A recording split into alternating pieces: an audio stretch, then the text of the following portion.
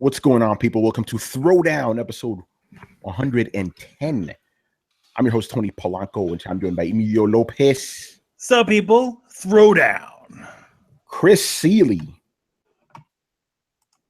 Yo, Chris, where you at? Oh, hey, what's up, everybody? Yo, man, I'll do an impersonation if you don't show up on time. Carlos Romero. Yo. Brian Manjoma. Yep, what's up? And Adam Vale. Titanfall 2 for the win. COD sucks. Don't listen to people from Long Island. That's right. Fuck Long Island, man. We don't know what happened. Awesome. It's awesome. It's from Long Island. We don't know what happened to Brad. I think he said, there he is. Yes, Brad is here. Fantastic. Here. Sweet, dude. Perfect timing. And Brad Murdock, people. Hello, everybody. Dude, you came in like a fucking ninja, man. That was beautiful. Good. I intended to. Yeah, your internet was being shitty, wasn't it? It was. Oh, fucking Time Warner. Or what are they? They're Spectrum now or some shit. What are they called now? They're on the Spectrum. Yeah, they're called like, oh, Time Warner is now Spectrum, a new age, whatever, some bullshit. You know? It's freaking Warner Brothers saying this shit doesn't make us any fucking money. Get rid of that. Yeah, right. The fucking even Charter owns that part of the company. Even FiOS isn't even owned by Verizon. No, it's shit. Yo, so quick thing. We were supposed to have this dude Fox from PS News Now on. We don't know where my man is. Like I told him, because he's from England, right? I said, get some sleep. You're gonna need it. It's like 3:30 in the morning for you. He was like, that's cool. My man's not here. So I give him the link. Hopefully he'll show up, because that dude's pretty cool. He's a big fan of Throwdown. So he's been asking me for a while, and the schedule's kind of synced up. So hopefully he'll show up. But before we start, a couple of things here. Shout outs, podcast shout outs. So first, podcast shout outs. Yeah, man, dude, I was making the rounds this week, boy. All right. Shout out to Torrance Davis.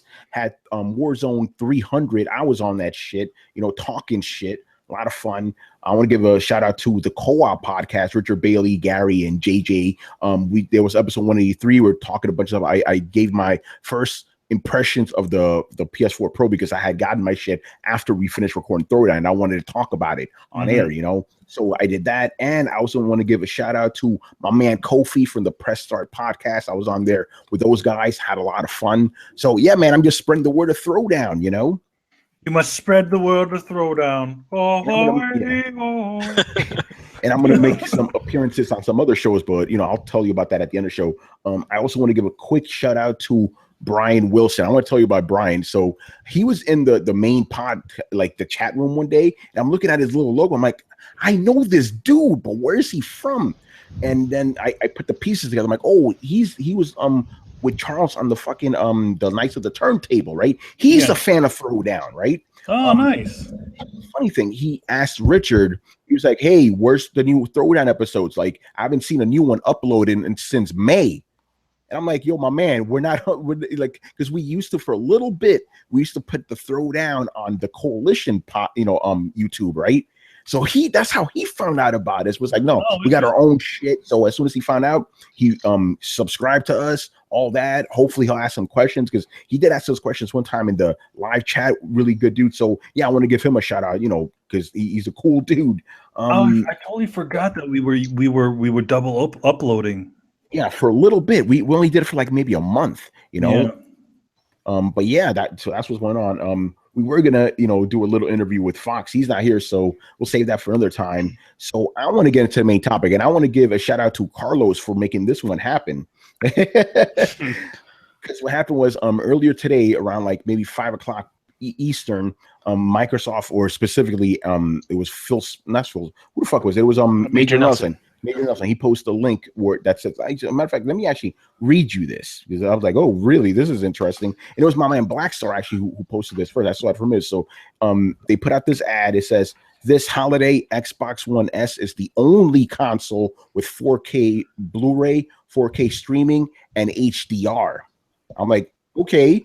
So I made a little correction, right? I'm like, you're the only console with 4K Blu-ray. The other shit's 4K streaming and HDR. Sony has that. 5 p.m., right? This shit didn't end until 8:30.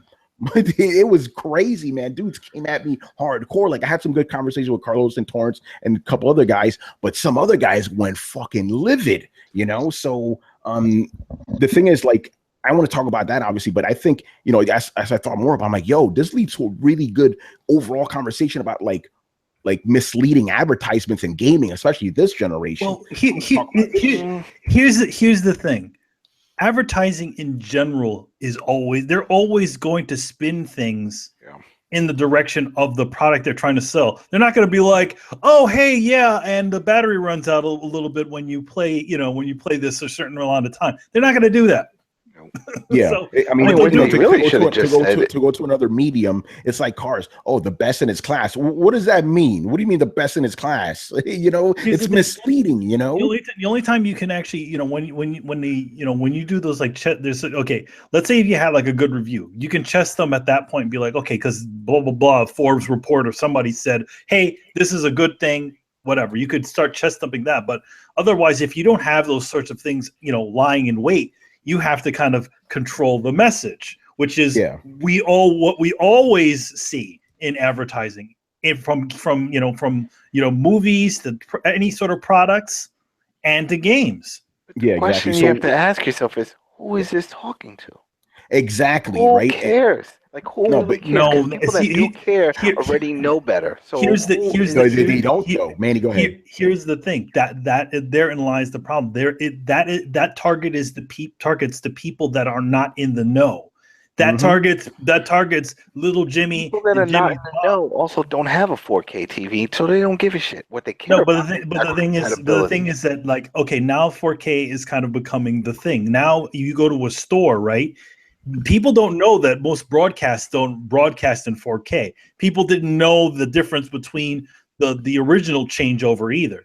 But now you see those sorts of things, and then now it's like, oh, okay, maybe this won't work for my TV now, so that means I need to get a new TV. Well, then that brings back. It all goes to the general audiences who don't know. So it's mainly, but if you think about it, that always works because it works with PS3, the future proofing, Blu-ray. It's like, oh well, I don't really have anything Blu-ray, but you're saying that this can play Blu-ray disc? Yeah, when that becomes a big thing, because there was only a few discs that you can get in Blu-ray, and people bought a PS3. I knew people that had one that never even bought a game. They used it just for Blu-ray. Yeah, because it was the cheapest. It was the cheapest Blu-ray. So if somebody goes into the store and says, "Listen, I saw that there's like this thing with the 4K," and they're like, "Yeah, the PS4 and this." And that. Okay, which one can play the disc that do that? Because I'm going to be getting discs that do that.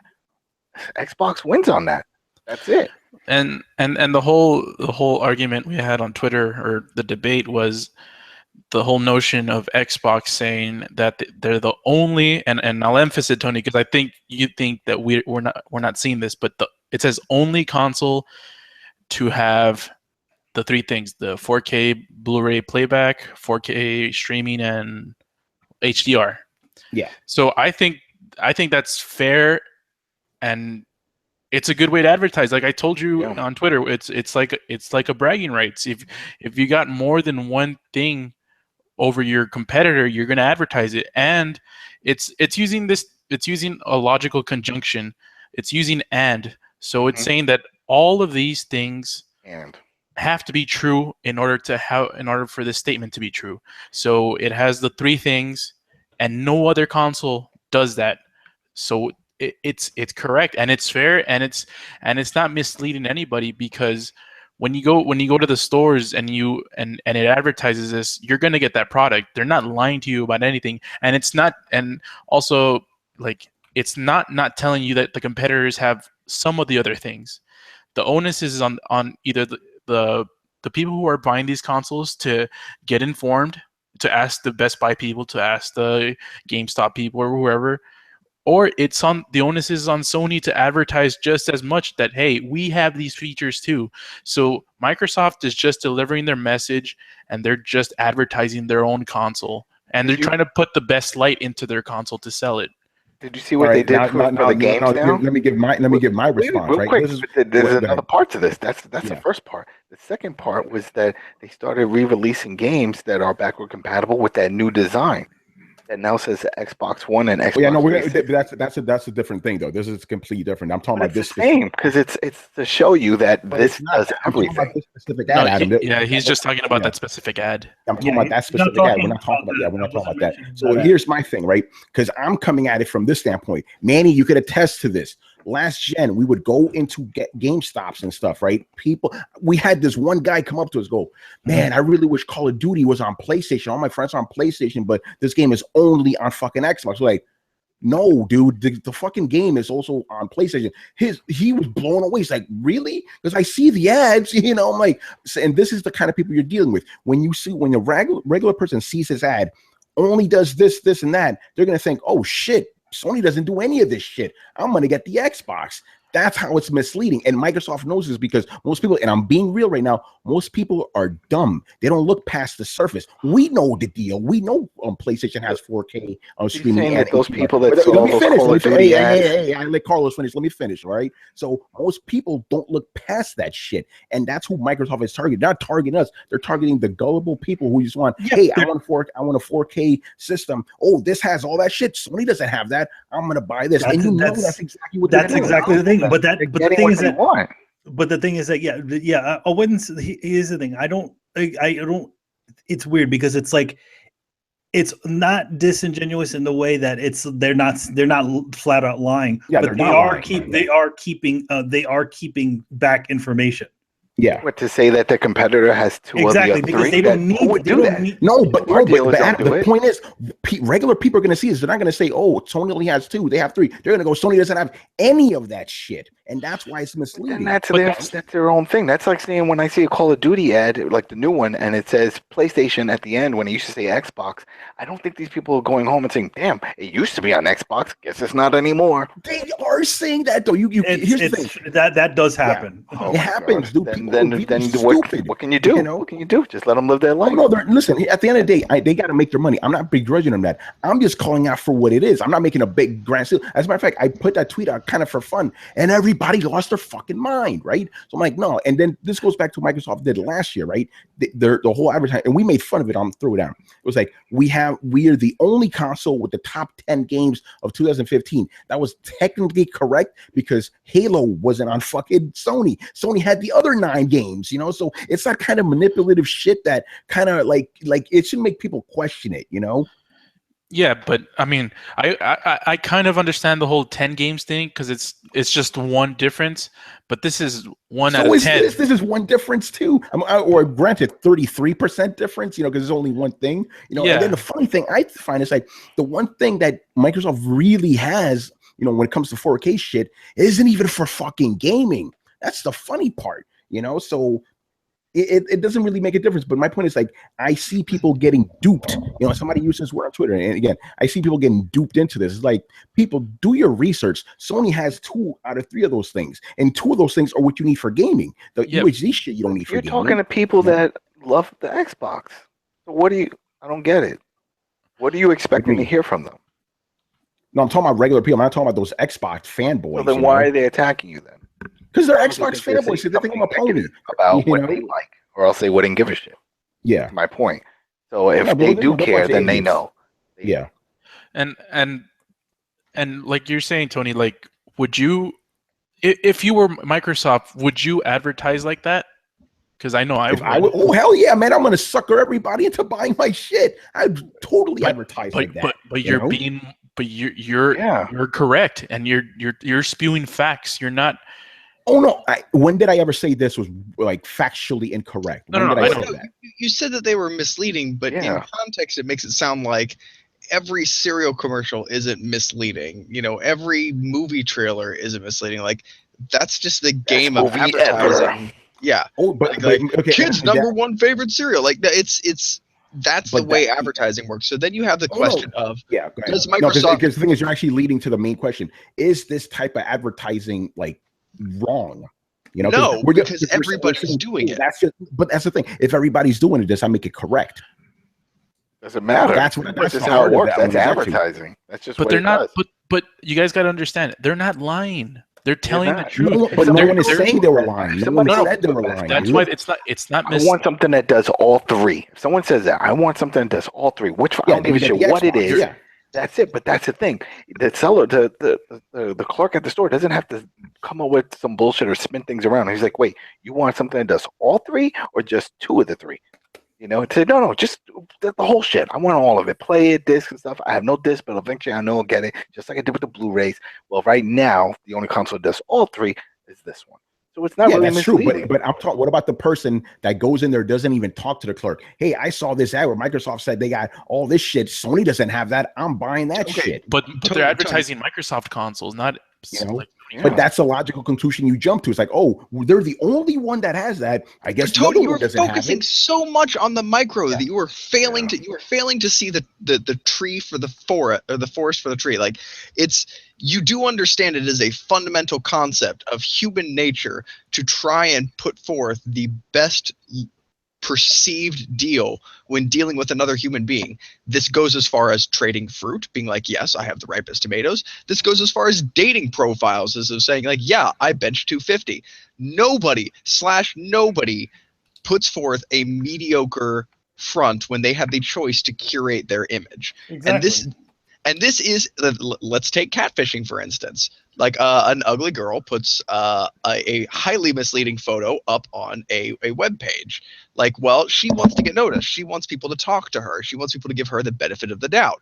If you're looking for just a pretty girl, you may feel catfished. Like, is one of them in the wrong? Like, it depends on who you ask. If you ask the girl, no, she's just doing what she needs to get by in a broken system. And if you ask the guy, fuck yeah, that's the problem, because he's the one that ends up holding the short end of the stick. Like, presenting yourself in the best possible light is a practice as old as time, and I don't think you can separate out and point to Microsoft for being the bad guy in doing something. Because Sony has done it too. Everybody does that shit. So what's the problem? You honestly, you're okay with that? I mean, it's just like when a game comes out and it starts posting all these like reviews that saying, "Oh, it got 5 stars here, got 5 stars." What about the ones that gave it 4 and 3 and said the whole online was buggy? They just leave that out. Yeah, they're not gonna do that. It's just like when you see these websites go, "Oh, Aaron Greenberg is hopeful for Microsoft's future." No shit, he's hopeful. They're not gonna, you know what I'm saying? Like, I hate when they gotta be like, oh, I don't think PS4 is the best console ever. Of course, he's gonna fucking say that. I just don't like that. It's like, it's a little bit sneaky. That's my whole thing. Here's the thing: is that the thing is that you're going to put no matter what, even if you own something, if you're putting out a product, you're going to always put the best foot forward. You're not going to say that your car has a seatbelt issues. You're not, because they know all these sorts of different problems. You're not going to say all those things in the ads. It's not like fucking buying, it's not like those stupid ads, the pill commercials, right? Yes, those medications where they have to say all the different side effects, even if even if somebody got a stomach ache while getting a side effect, the stomach ache while taking the pill, they have to mention those. Well, that's pharmaceuticals. There by law, they have to. Chris, what's your take on this, man? So Tony, you think it would have been better if they just said the only console with a 4K Blu-ray drive? Microsoft, we do 4K, we do 4K UHD, we do 4K streaming, we do fucking HDR. We do that. That's not. Here's the thing. That doesn't stick. That's now we're talking. Yeah, it doesn't pop. That's the thing. It doesn't pop. Because simplicity is always the key, and that's what you do. That's how you sell things to people. You're not going to say technically not incorrect. They could get away with it, Exactly. That's exactly it. They're not going to do it all the time. We watch all those car commercials nonstop. Yeah, the best in class, JD Power Award for best this, best that. And it's like, oh, okay, they won an award from what? Who the fuck is JD Power anyway? Who's JD Power and Associates? I don't know those motherfuckers. Who are these associates? Oh, they're the co-owners. Yeah, exactly. but leading to that though, what are some of because again, I found it a little shady, but it's fair for them to do that. I'll give them that. But what are some actual real shady advertisings that you guys have seen? Not the even greatest lineup in Xbox history, man. That's probably the worst one. Yeah, the greatest lineup in Xbox history. So what about this year? It's not the greatest lineup in history. What about the year before that? It's so bad because it's just so lazy. It's like it doesn't make any sense. It's like having no optimism for the past or the future. It's like I don't know. I don't like it. I don't know. Yeah, I saw think we it. need So to the talk only to their greatest audience. lineup it was in 2015, right? Out of everybody here who have friends that play on Xbox, what are they playing? What do you hear them playing? Destiny. So I want to give a quick Overwatch. shout out to my dude Jonathan, who's in the chat right now giving us jazz. He's always playing Smite.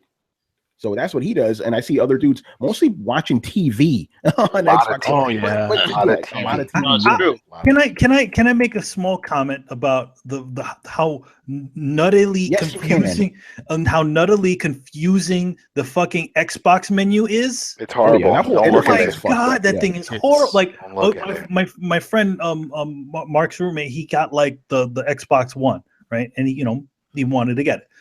But the thing is, so we're literally, because it has a Blu-ray drive and he's using it as a Blu-ray player, and it is just crazy to get through all the different menus to You get need to an the app to actual do it. player. There's an Hey, app Manny. to play it. Everything's an app. Did you do this recently? What was this? Did you go through the Xbox guide recently? Like, was this recently? This was like literally like this week or like last week or earlier this week. It was worse. It's worse. It was worse, man. And it's still like they did so many changes, and it's still freaking shit, man. Why- That- Yeah, it's clunky. funny you bring it up because I had gotten an Xbox after they did the big update. I'm like, this is the most horrible UI I've ever seen. Horrible. Like, it used to be worse. I'm like, how could it be worse? It's all I- slow and unresponsive. No, I why couldn't they? missed the 360 interface. Yeah, why couldn't they go Yes. back to the 360 one? That one was so much better. They should Yeah, do but- that. but They before- should give an before we option get- this Can we week. can we Before just we get get the off, 360 skin? Can we do that? Yeah, Can before we get just off turn track, off Chris, Windows? Which version? Because remember, they redid that UI like 3 times on the 360. Yeah, Chris, get in here. Different I want to makeover. on the this sort of advertisement real quick. Oh, well, this type of advertising is expected, but I see what you're saying. They could have listed features, and by wording it the way they did, they skirt the law, but at the same, because they always, companies always try to push the envelope. It's like, how do we push this and make our competitors look bad without lying, right? And they have to word things very carefully. So there's always that give and take. But companies are immoral, and they do whatever they have to do to make money. So this type of thing is not unexpected. And I say, do they have a responsibility to advertise truthfully? Well, only because the law tells them to, right? Yeah.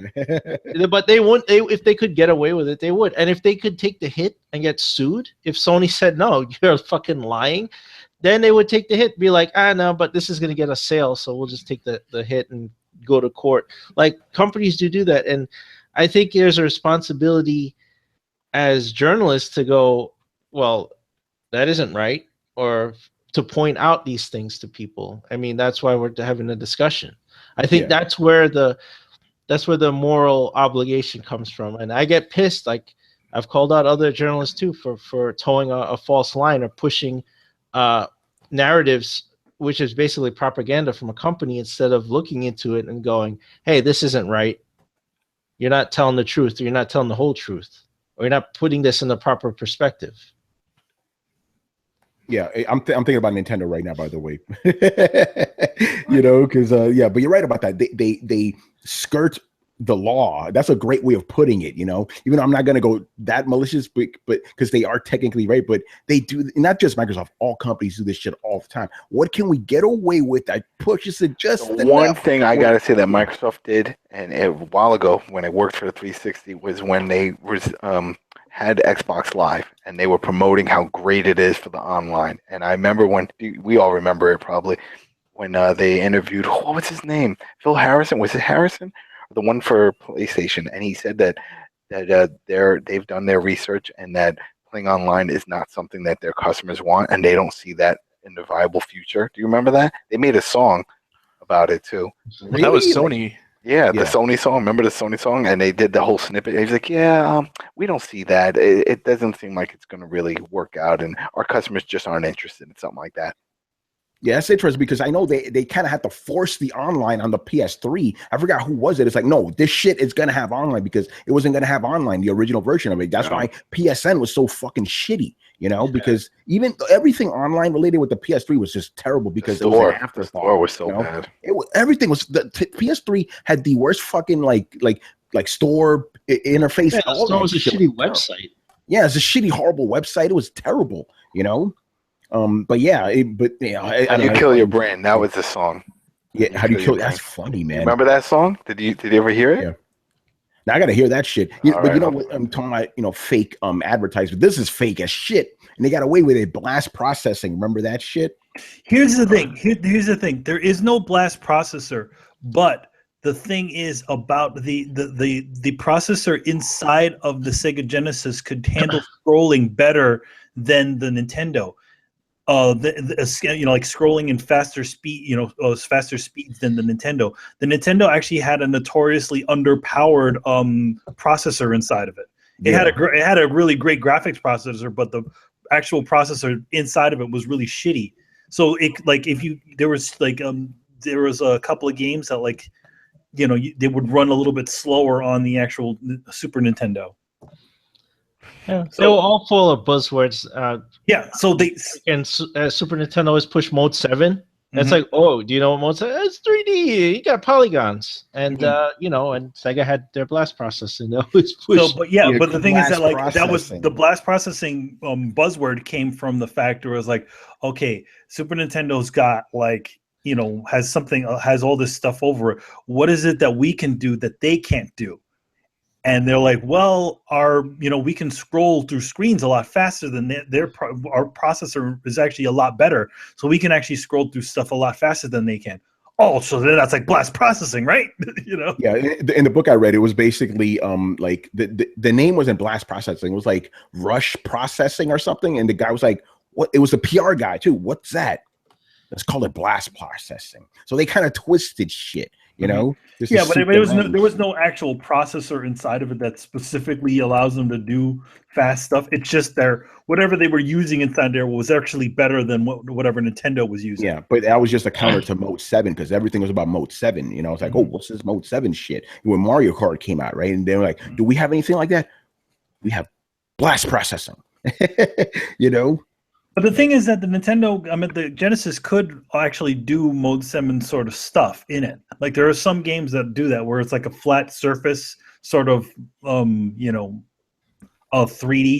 I mean, Sonic CD had it, and a couple of other games had it too. Yeah. Oh, by the way, Jonathan says that everything was better on the Super Nintendo. He hated the sound processing on sound processing. Not everything was better on the Super Nintendo. Some games actually did run slower because they were using something that wasn't as good that was inside of the Genesis, and you can do some research on that. It's happening with games on the Pro right now. But for the most part, games were overall better on the SNES. Here's the thing: that was the thing that the Super Nintendo had over the Genesis. That they had a better graphics processor. They could make prettier graphics. They had more colors that they could do. So it didn't matter. It didn't matter if the games ran a little slower on there. You just dealt with it. Yeah. But the sound was fucking amazing. The sound was amazing, and so were the graphics. So that's the things that really that's the physical things that people could see. That's right. Mortal Kombat 2 on Super Nintendo, even Mortal Kombat 1, even though it was censored, it still looked better on the Super Nintendo. Oh yeah, it did look better on this because they could handle larger sprites on the screen. F-Zero, I remember that. That looked amazing. So the lighting and stuff. But the thing is that was the thing that they could do. So in other words, Sega had the ability to you could flash things really quickly on the screen, and you wouldn't get very much slowdown. And then you had Nintendo, which they could pretty much put a bunch of really pretty looking large sprites on the screen. Yeah, remember Sonic getting slow. I remember playing that, like when all the rings would pop up and stuff. Yeah, well, that was when there was multiple things. But usually, if you ever notice, whenever he's running, they're scrolling around in an environment, you really didn't see too many enemies. That's right. And then obviously, when you got hit with your ring, the sound got all fucked up because you couldn't play all that stuff at the same time. Yeah, the Sega Genesis didn't have as much audio channels, so they had to kind of swap between certain ones. Was he swallowing the rings or shoving them up his butt? No, they just got absorbed into him. Weird. All right, I want to move on to the next thing here. Our favorite time of the month, people, NPDs. do we have a laugh track? Yeah, we do actually, Brett. Where the hell is it? Yeah, actually, I think you should play that every single time. No. about I'm MP. hearing something. Okay, no, I think it must be coming from somewhere weird on my end. So autoplay something played somewhere. I was like, I hear basketballs and laughing. I'm going insane, folks. How are you doing? Okay, so I want to talk about this NPD because this is interesting. A couple of games that we see all the time on here aren't on the fucking list. This is interesting. So somebody figured out that these games, they don't need to keep buying these games You know over what? and over again. I'm going to cut right to the chase. There's no GTA 5, there's no Minecraft, and there's no Call of Duty. And I'm not talking about Infinite Warfare, I'm talking about Black Ops. Because remember, with Call of Duty games, every Call of Duty would stay on the top 10 until the next Call of Duty came out. I think that, correct me if I'm wrong, I think it's the first time we may have seen that. But yeah, no GTA, no Minecraft. Very interesting. Ghost fell off. Ghost, no one liked Ghost. Yeah, man, fuck. But let's get to this list because again, very interesting. So number one game was Battlefield 1, right? This does not include Origin sales on PC. Mafia 3, Adam's favorite game. Number 2, Gears of War 4, number 3. You know, that's good. Nice. Holy very shit. good. Adam's favorite again, FIFA 17, number 4. NBA 2K, number 5. Elder Scrolls Skyrim because of the re-release. That made it back No, man, there. you fuckers fell for the rope-a-dope. God damn it, man. I'm surprised. And Manny, this doesn't even count digital sales. This is physical. You're fucking enablers, man. This game doesn't even look any better. Oh, it looks way better. Yeah, it looks way better. I mean, it looks way better when you add like 20,000 mods on the fucking PC. But they couldn't even do that on the goddamn console version. Fuck that thing. Fuck that. Get a job. I would disagree as somebody who's bought 4 copies of Skyrim now. Damn, Brett. You're part of the problem, Brett. Hey, that's your GTA, Brett. Damn. Wait, hold on. What systems did you buy that shit for? Let's see. I bought it for PS3. I bought 2 PC copies, and I bought a PS4 copy. All right, there you go. Yeah, Skyrim, like Manny said, you know, I don't know if they fell for it. They wanted Skyrim, you know, ain't nothing wrong with that. There's no falling for it. Like, Manny, do you play PC on Skyrim or Skyrim on PC? I play a PC on a Skyrim Where do you play Skyrim at, Manny? I don't play it at all. Okay, so you have no idea what you're talking about. I do have an idea of what I'm talking about. I'm saying, like, if we're gonna go down the road of remastered or whatever the fuck, do something a little bit better than just like, hey, look, we put some new lighting. You know, it's funny because I way better. I don't know about that, bro. Because it doesn't look as good as some of the mods do on PC. I will grant you that. But that is what I'm expect. That is what I feel like that would be worth the money that you're paying for rebuying this old ass game, and they really did some actual work on it. Here's the thing: every time you see a video of a modded out Skyrim, it's off somebody's Haas's computer that only 1% of the PC population can actually run on his Haas computer. Like it's this ridiculous like Tony could probably get away with most of those mods, but maybe not even all of them on his PC. Hey, listen, I'm just saying, bring that shit up to like friggin' the last game that they just released for Fallout level. Ooh, I don't think they can. I don't think the system can handle it. Yeah. Well, I mean, you add some, do some higher res textures, which I still see them using the same texture work on there. I see a lot of put some tessellation in there, do some shit.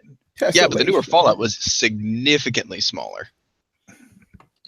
Yeah, it's not as big as Skyrim. That's true. All right, let's move on here. Okay, so WWE 2K, people are still buying these games. Hey, man, people like wrestling. Well, so you got Survivor Series coming up, and that's Goldberg versus The Rock. So that's a big selling point.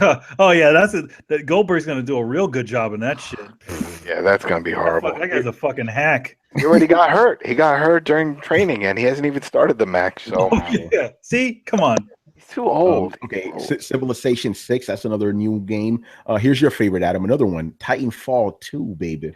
Titanfall 2 is a little low. That is going to move up. That wasn't even on the charts. Watch, it's going to go all the way up to the top. It's going to stay there at least for another 3 years. 3 years, it'll be number one. I can't see it. I'm telling you. Oh, no, Adam, seriously. Titanfall tattoo on my neck. Right there, and I'll put it right underneath my gears when I'll be tight. Damn. Look at that. By the way, Adam, real talk, do you think Titanfall 2 is going to be on NPD next month? Definitely. Well, I'm telling you, word of mouth is going to spread. All right. I don't know if you guys saw this week. Maybe you did. Walmart and a few other stores had Titanfall 2 on sale for $30. Yeah, $30. Battlefield, yeah, and Battlefield, right? And so I had a bunch of coworkers. They were seeing it. They were like, "All right, we're making a quick run." One guy actually collected money from everyone, and on his lunch break went and picked it up. Right. The next day, people came in playing. They were like, "Titanfall 2 for the win." They're like, "That is amazing." It just has such a new feel and a fun feel. The running, the shooting, the mech, jumping out of the mech, jumping on other mechs, jumping around. It just has this new feel. It feels fresh. That's the thing. It's a feel like, oh, Call of Duty. Call of Duty is Call of Duty. We know what that's about. It's the way you play Titanfall that just feels so new, and it just feels fun. You know, that's why I think we got to get EA to fucking give us sponsorship or something for this fucking them game. and El Rey. I'm telling you, if it's and then the worst is I've heard some show. Hey, we're a bunch of Hispanic guys. We're a bunch of Hispanic guys on the show. Maybe we could get a little bit of sponsorship, right? No, there we go. Yeah, right. No, we have to be Mexican. I think that's there we go. You know, and that's the thing. I'm here. Yeah, there you go, Carlos, man. You get that shit, you know, chorizo and all that shit, you know. Oh, shit sounds good. Call up Robert. I mean, there's so many other factors. Even and then let's say if somebody is like, oh, I don't know, I'm on the fence, and it's like, you know, well, think about this. All the maps are going to be free. No season pass. You get this. You get it for the whole year. For every other DLC that comes out from when it comes to maps and stuff, because I know they're gonna have some microtransactions for skins and stuff, but that's just aesthetics. That has nothing to do with the actual gameplay. Maps free, so you don't have to buy the game and then go and tack on that super expensive season pass that Battlefield or Call of Duty has. You're getting more bang for your buck. You know what I mean? I'm telling you, it's the networks, the fact that you can do the whole network system, that's great. You know, and it's getting great reviews, and I think this is going to be one of those. It's a slow burn, but I think it's going to creep up because people are going to keep playing it. Their friends are going to see them playing, and we're like, "Damn, I'm playing Call of Duty. Why are you playing Titanfall? It's awesome." And then they're going to find out, and they're like, "Oh wow, it's on sale here," because it seems to be on sale almost everywhere now. You know, they'll pick it up, and then it's going to keep moving up. And we're going to see. That'll be interesting. And then the last game here is Madden. But yeah, you know, again, very interesting. No FIFA next month. You know what happened? FIFA? No, you said FIFA. I was going to say, bro. FIFA for life. No, FIFA was number 4. Excuse me. As a matter of fact, 4 of these games are fucking sports games. If you count wrestling as well, yeah, 4 of them. That's a lot of sports games, man. Yo, man, that's some sports entertainment shit right there. Well, the thing with FIFA and wrestling is that there's no off season, so it's all year round. You know, so it makes sense that it's always up there. The 3DS is sold really, really well. I'm guessing that's because Pokemon was coming, you know. Next month, you know for a fact that Pokemon's probably gonna be like number 1 fucking next month, man. I wouldn't be surprised. It's coming out tomorrow, man. Coming out tomorrow, yeah. I already see dudes who bought it already. Like, I don't know how'd you get your copy, you know. I never got Pokemon. Like, to me, it was just I don't understand it. I don't like to share with people, so it wouldn't work for me. They already shipped 10 million copies, man. Yeah, ship. That is insane. You know, they're not going to, obviously not all of those are going to be sold, but a bunch of those are going to be sold. I guarantee you that. Crazy shit. But anyway, you know, sticking to Titanfall, Adam's favorite subject. So it's very interesting. So EA, a couple weeks ago, they had said they are quote unquote committed to the franchise, the Titanfall franchise, right? Today, or rather yesterday, Respawn, Vince Zampella came out and said, we don't know if we're making a Titanfall 3, man. And then when they asked him, hey, what about what EA said? He's like, I don't know what the fuck that means. That's what he said, and quote. They're counting the numbers. That's what's coming down. And it's going to really count after this holiday season. It just seems like have to see the holiday season. Up with these like mixed signals, though. Well, you know what you know why they say shit like that? It's the same reason why they're only controlling they're controlling the message of the you know, what we were talking about before. They're not, the minute you start saying, you know, the minute you start saying any sort of things that doubt anything, you start making headlines. Yeah. Well, Manny, I think you just gave me an idea. Okay, because EA said they're committed to the franchise. That doesn't necessarily mean another game. It could just be DLC. Yeah, that's it. It could be just a spin-off or a spin-off. Yeah. So that's the thing, and one arm doesn't talk to the other. EA doesn't have to tell Respawn a damn thing. Yeah, they don't have to tell him anything. So the guy there literally doesn't know. He doesn't know what the PR guy says. This is what I predict. I predict that within a few weeks we're going to see new ads, new TV spot ads for Titanfall 2, and it's going to have all those blazing reviews, like from Giant Bomb, 100 out of 100, and 4 out of 5, and 9.5. It's going to throw that out there so people can be like, wow, okay, this was a good game. Yeah, it was under my radar, but maybe I should give this. They'll also do that because they don't have to worry about Battlefield. Battlefield is number one, and they can lower the marketing revenue for that and go put the money against Titanfall because we need to push it, right? Mm-hmm. So it's going to happen. Yeah, I would love a Titanfall 3, man, because I really enjoyed the second one. It was really, really good. But again, right now, the future is up in the air. But like Adam said, if those sales jump up, we'll be okay, But again, it's just so difficult because you know how it is for most games. I know there's exceptions like Rainbow Six. There's exceptions, but most of the time, if you don't make your money within the first week or two, you're done. I know, but I mean, like you played it all the way through, Tony. Come on, there was a bunch of elements in that game that you were like, I've never seen in a game before. Yeah, except for one element. I won't say it, but Brett was like, that's actually in another game. Brett, you know what I'm talking about, right? Oh, you're muted, bro. You're muted. I haven't the faintest idea of what you're talking about. Actually, Brett and I were talking about it the other day. Hey, Brett, what's the name of that game that you really liked again? Singularity, right? Yes. Okay, I'm just putting that out there. Just something like that, but I remember that game, but not in this way. This was very bad. Man, don't say it, but you know what I'm saying. Oh, they stole that device straight out of Singularity. They fucking ripped that bitch out. They ripped out half the mechanics of that game. And don't get me wrong, I fucking loved that because Singularity is dead and in its grave. And I'm like, at least somebody's using some of these cool mechanics. Yeah. Oh man! But then immediately, he pulls it off and like puts it on his hands, like, oh god, it's got the 2 fucking coils and like the little orange capacitor in the middle, and the same thing. Like somebody on Titanfall either made or played Singularity. but yeah, going back to it, I think the franchise deserves a chance, And when you release the next one, don't put it in fucking November, man. This is the thing. It's like there's 52 weeks in the year, right? Why are you releasing every game within the 4-week window? That's EA's fault, man. I thought they said it was EA's fault. When they said EA's fault. Remember, we were there, and they're like, "Oh, we're gonna release Battlefield and Titanfall at the same time." I'm like, "Why would you do that?" Yeah, and what they said, like, we feel that the audiences for both are completely different. No, they're not. It's the same fucking audience. I'm sure. I'm also sure that the guy from Respawn's like, "What the fuck is this shit?" Yeah. Yeah. And he said it was picked way in advance. They had no choice. It's like production and everything is scheduled, and it was out of their control. That was all EA. Yeah, Brett, go ahead, man. So this kind of opens the door to an interesting discussion.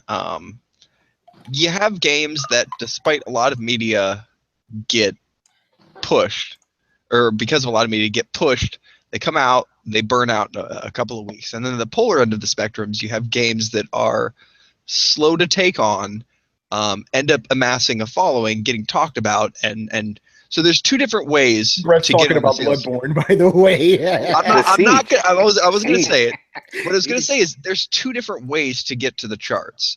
Like, do developers realize the difference between these 2 ways to get to the charts? Do we realize as consumers the 2 ways that you can make a profitable, critically acclaimed game? And do we recognize the difference between them? That's a great question because I think, I could be wrong. I think most gamers actually do know that, right? But developers like, nope, get the shit out, or publishers, get the shit out now. If it doesn't make X amount of money in this time, the game is dead. Meanwhile, we're like, hey, I want to keep buying the game, Very interesting question. I never thought about this, but for the publisher standpoint, that's all they care about. Think about Tomb Raider, right? The re-release Tomb Raider. The game sold 3 million copies in its launch window. Square Enix said it was a failure. What ended up happening? The game went up to sell 8 million. A success. It was just a slower burn, But even though it made 3 million from the jump, they said that was a failure, So they have some weird projections. Because they were projecting it to be successful off of the franchise. Like, oh, everybody loves Tomb Raider, so everybody's gonna buy this game. In fact, it was the opposite. Everybody is wary of the franchise, but you reinvented the game enough to bring them back. Like, I was having this discussion with somebody the other day. They're like, yeah, I played the new Tomb Raider game. It was really good. I was like, yeah, I was never a really big fan of the Tomb Raider. And they're like, I wasn't either. But this new game, actually pretty good. Manny? That's Uncharted. Yeah. Yeah, and I said it's because Uncharted came out, lit a fire under their ass. That's what happened. And then here's another one. This is a movie, right? Suicide Squad. When that movie came out, it didn't do so well. But when people heard, hey, it's actually good, it's not Batman versus Superman, it went on to do very, very well. Slow burn, you know? So there are instances, and Adam said too, Rainbow Six Siege, when it came out, the game practically bombed. But over time, people started picking up on it. Making a profit maybe, now. Yeah. And I think, maybe I'm wrong, I think that's that gets you more money in the end, doesn't it? Like maybe it doesn't give you more money initially, but over the course of it, don't you think it'll bring you in more money? It brings money, and I think it brings awareness and people just in that universe. I mean, we see it. And when the sequel comes out, people are hyped, you know, because they had played the other ones. Like, yo, I like this game. This is evil coming. I'm buying this shit now. You know, this is more common in the TV world. Now I'm going to are horrible. If you let me. Oh, go ahead. The reason that would make money and make sense to us is because we're all thinking in long-term goals. We're all thinking in terms of somebody who is a creator making something that is beloved by many people. They would treat that with awe and respect. But you're keeping out. We're all forgetting these are publicly traded companies, and we're only looking as far as the next quarter. Yep. So building this kind of fan. Like it just strikes me as ironic. Like everybody knows pretty much not how to build a good game, but how to generally go about kind of building a good product and listening to your audience. And it's just eschewed because it's not the quickest way to make money, even though it's the best. No, you're 100% right about that. I completely agree with you, man. All right, here's something. Did you guys ever see Prison Break when that was the thing on TV? Do you remember that? The guy who I never saw it, but I know what you're talking about. He goes to prison. He gets the two guys from The Flash are on it now. Yeah, to get his brother out, and he had the whole blueprint of the prison tattooed on his back. Anyway, it had 4 seasons. Then that was it. It was over, right? So on Prison Break. Yeah, so all that. Well, they went to a bunch of different prisons all over the world. It's crazy. They broke out of all of them. They did. But here's the thing. There goes that. It's done. Then he goes on Netflix. This huge surge, right? They're getting all these viewers. Netflix doesn't show us the numbers, but it shows these studios the numbers. They go nuts, and they say, you know what? We're bringing it back, right? So that was enough to bring it back. So now we have a whole new Prison Break with the original cast. Those guys from Flash are coming back, you know, and they revived the series, and that's just from people's interest. And I think the same is going to happen in the industry with games.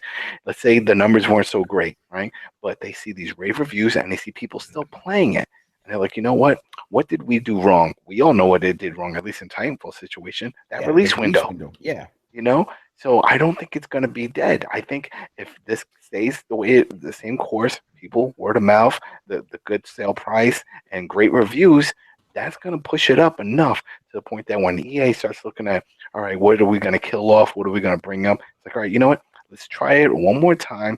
Put that shit in the summer. Yeah. So should developers be focusing on longevity, and should developers be looking, or should publishers be looking at the metadata of how long people are playing these games? I think so. Yeah, you know, yeah. The thing is, they're not going to. The whole idea of DLC to begin with was to make a game that people were still going to be playing, and then you can sell them add-ons later. And then the whole idea of seasons pass just went, fuck that. Yeah. Well, now you have day one DLC and all that other nonsense, you know. It's like always, man. They'll fuck you however they can, you know.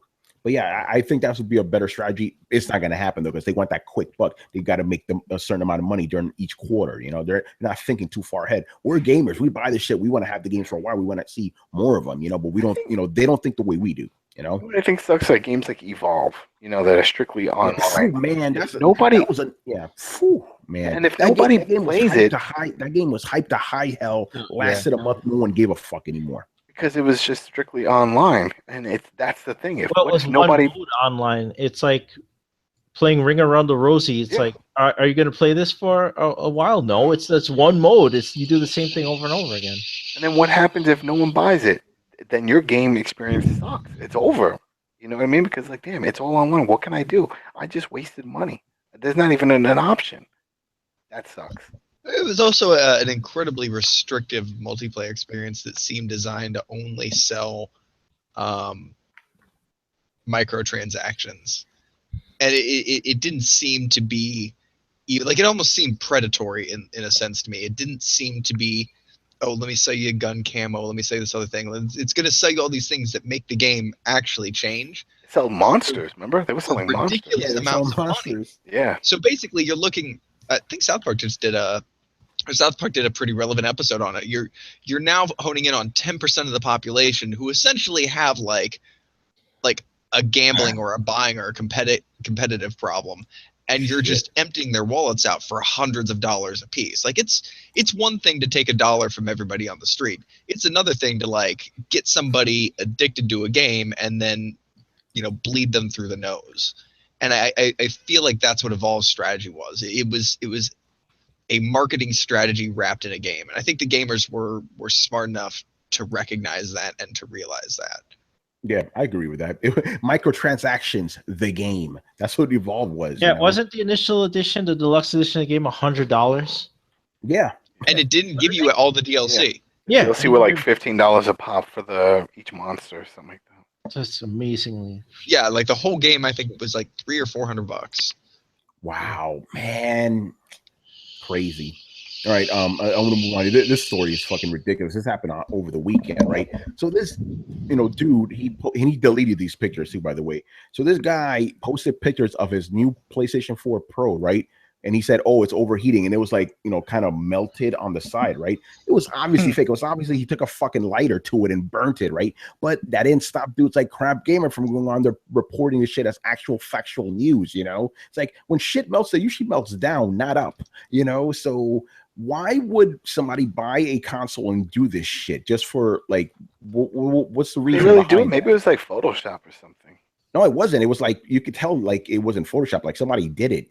I know some people do this type of shit. Like I think they did it with an Xbox or something. They bought an Xbox and they fucking just destroyed it or something. That was a whole crew. They used to do it for everything. They did it with a PlayStation, did it for the Xbox. The guy with the big puffy coat and the cowboy hat. Yeah, I mean, all you have to do is read that dude's message or that dude's tweet to know that he's a fucking fanboy. It's like the PS4 Pro is producing worse graphics than the standard PS4 for some games, and it's literally melting. Yeah, that's exactly what he said. And then here's the funny thing: where it's melted, that's where the fan is. There's no heat there at all. This guy obviously like, okay, I'm gonna fuck this up to for some fanboy shit, but I still want to play the system, so I'm gonna do it in the one spot where it won't ruin anything, because that's not even where the disc tray is or nothing, But again, these guys were running with it. Oh, this shit is overheating. It's overheating. They're proving it as fact. And the funny thing is, I want to tell you guys is you're gonna love this shit. 2 hours before Crap Gamer made his video, right? Somebody put up a parody video that was almost the exact same thing Crap Gamer eventually did. Sony's over. They're dead. It was fucking hilarious, man. But yeah, I saw that. I didn't jump into it too much, but I saw that shit. I'm like, you guys are kidding me right now, But these guys were believing it, Now PS4 does have some issues. Like some games look worse than like the other ones. Like Last of Us, for example, runs like 5 frames lower. How the fuck is an old ass game going to run 5 frames lower on the Pro? That shit is real. We should talk about that, and we have talked about it. But this shit is not melting. I've had my motherfucker on for like a week now. That shit is just fine. Adam, how's yours? Is it melting? No, it's not melting, but like I mentioned with Call of Duty, the new one, I mean, they crapped out my save file. It crashed 2 or 3 times, and that's after this update. Yeah, see, that's fucked up. And Carlos, what about yours? Is yours melting? Nah, man, it's cooler than melting. In fact, now that I think about it, you can't cook an egg on top of your PlayStation. It's not quieter, yet. Man. It's quieter, but I noticed only in one game, and that was in Titanfall 2. At some point, it would really rev up. Besides that, it's been quiet. Like actually, the second loudest game for me on the PS4, the old one, was wrestling. WWE16 and 17. For some reason, it would just, And this one is silent. I don't hear anything. Yeah, but yeah, I just saw. I'm like, yo, this is what fanboyism is getting to. You're just destroying consoles. Like, what is it like? Oh, let's kill the momentum of. I don't know. It's so stupid. I could just imagine this guy with a fucking, with those fucking like cigarette lighters, and put it next to his Pro. He's like, I'm gonna show them. Yeah, you show us. I want to give a shout out. Maybe he has a faulty one. Maybe he had it plugged in the wrong way. Maybe he had it was obviously burnt from the outside. It was because he's trying to say it was burnt from, it was melted from the inside. No, it was obviously burnt from the outside. Yeah, you could tell like where he fucking directed that fucking flame. It's like put it on the edge. Like Yeah, like if it melted from the inside, why the hell is the outside like look like that? It'll be like in the inside it will be fucked up. Yeah, exactly. Oh, by the way, this dude Hard 8 Times that I watched, he made a parody video of that. Like he had a PS4 Pro and he had lights like, I'm gonna get him. I'm gonna show them. I'm gonna show Sony. I'm gonna stop their momentum. I'm gonna burn this shit. It was hilarious, man. Oh, pathetic, man. I think that Adam is right. This guy does have something faulty. It's the thing like in between his ears. Yeah. Oh man. All right, I just want to throw in there because it's just silliness now. Chris, man, are you ready, man? We got to talk about some shit. Again, sure. Throwdown. We said this and you motherfuckers didn't listen to us. We told you that Zelda game was going to get delayed. Guess what's going to happen? That shit will now launch with the Switch. Mm-hmm. We tell you guys all this Nintendo stuff. You never believe us. We're always right because they have to figure out how they're gonna make that shit work on the fucking Switch. It's not that. It's localization. Chris, break it down, man. What's going on? Yes. So I don't know. I correct me if I'm wrong, but Nintendo's been making games for over 30 years.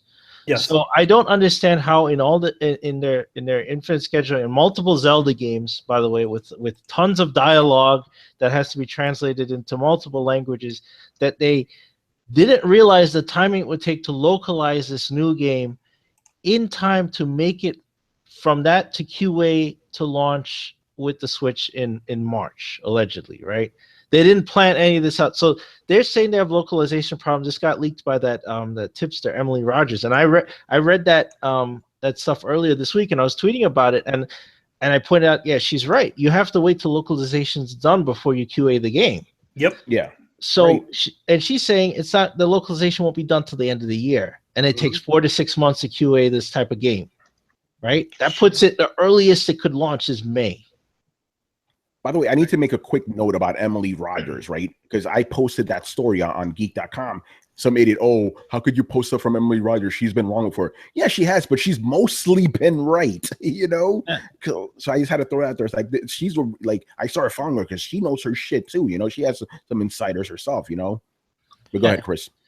And so this is amazing to add that this is what I keep saying to people. It's like, don't believe everything Nintendo tells you or shows you out of the gate. And this has happened before, and everybody is just shocked and chagrined. And I've seen articles where the cognitive dissonance is so great. There are articles actually trying to appease Nintendo zealots, saying like, "Oh well, we'll get maybe a Skyrim and a Super Mario Bros." No, you full well know you're not getting Skyrim either because Bethesda said so. That's not real. And the Super Mario Bros. You saw for 2 seconds in that trailer is probably a tech demo too. And I keep pointing out they have done this before. It's like, well, when? Well, when they showed the fucking Wii U in the first place and they showed you Metro Last Light running on the Wii U, did you play that game? No, because it never happened. How about Ghost Recon Online? Remember that? That became Shadows on the PC. Did you play that? No, because it never fucking came to the Wii U. How about when they marched Ken Levine out there and they said they were going to bring BioShock to the fucking Wii U? Hey, you playing that? Oh, wait, no, you're not playing that. The half of the fucking Wii U E3 conference was a damn lie. So this happens again, and everybody's like, oh my God, you're going to get fucking ports if this thing launches in March. That's what you're going to get. You're going to get a remake of Splatoon, and you're going to get whatever else, Smash Bros. And whatever else they can rush out the door with this thing. It's going to be an embarrassment. I told you, be very cautious. We said this multiple times. I said, be very cautious about the Switch. And the news just keeps getting worse. So what did I tell you? Lower your expectations. Be very cautious. You could go pre-order that shit, and you could also jam $300 up your ass, like whatever you want to do. Damn. By the way, speaking about that, the price. So apparently, again, this is a little rumor. It's going to cost like $250 American, $329 Canadian, right? What do we think about that price? I don't think that's a bad price, to be honest. It's not a bad price, but it's not a bad price. But you also you know what it is. Yeah, it's just the tablet, the base console. Yeah. You're gonna again. I said be very cautious. That base price is just going to be for the Switch and the 2 Joy-Cons that slide onto it. most likely. And watch, Emily Rogers probably going to leak that too in a few weeks. Just give her time, or they're going to show that shit January 12th. Read the dog whistles that Kimishima was giving you. He said everything shown in that trailer was an accessory, which means they're going to break that shit up and sell it. You're going to be paying almost $600 when you're done buying everything you saw in that trailer. I guarantee it. Okay, break it down. What's in the trailer that that leads you to that price? And that's a hefty price, bro. Right? Break that shit down, please. So you're saying $250 for the system? Yeah. That's the leak price. Okay, so that's gonna give you the tablet, the slidey Joy-Cons, and an adapter to charge it. That's probably gonna be all you get, right? Then you got the dock, right? That might run you anywhere from, I don't know, $70 to $100 to the one that actually the dock that connects it to the television, right? And the dock that supposedly makes it more powerful. Right. Well, yeah, that whatever. And then you got the Pro controller. They're gonna sell that separately. $60. Yeah, probably $60 at least. And then you got the I don't think it's even gonna come with that stupid other controller that you slide the Joy-Cons onto, that weird adapter thing.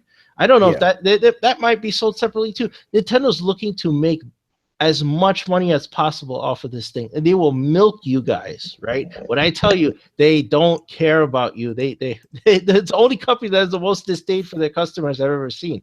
They'll make you spend every penny you have to get your hands on this thing.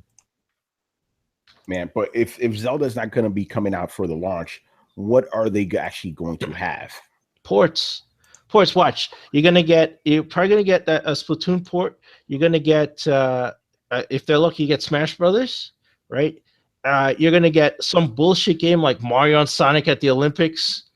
That last piece of trash. What about Mario Party? What about third parties? Anything like that? Because they're not gonna launch this with 3 games, would they? Would that be possible?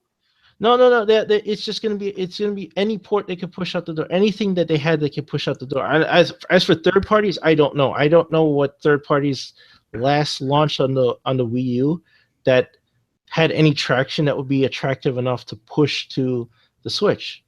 Like I can't name one, right? None of them did. Batman, Mass Effect, none of that. No, and at the end of its life, it didn't really have any ports. Like it didn't have any third party support really.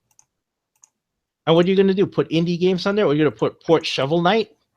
Like nobody has played that already. It's like, so they really are up shit's creek unless they have 2 options. They delay the Switch to launch it with a bigger title like Zelda, right? Which they were probably counting on. And then I don't know how they fucked this up again. They've been making games for 30 years. How do you fuck this up? Or they bank on these ports and rush out whatever they can with it and tell people that again, hang on, right? They've been losing momentum ever since E3. That's the only time they showed Zelda was at E3. We haven't seen shit for that game since, except in that stupid little teaser for the Switch. You haven't seen Jack. And Wii U owners, hey, guess what? They're still holding it hostage, so they still won't give it to you, right? It's got to be ready for both. That's right. Yeah, Wii U owners are not getting that shit in March. Yeah, you're not getting that. You're getting that. And then if it hits summer's a dead zone for games. They're gonna have to push that to fall. So you're talking September, October.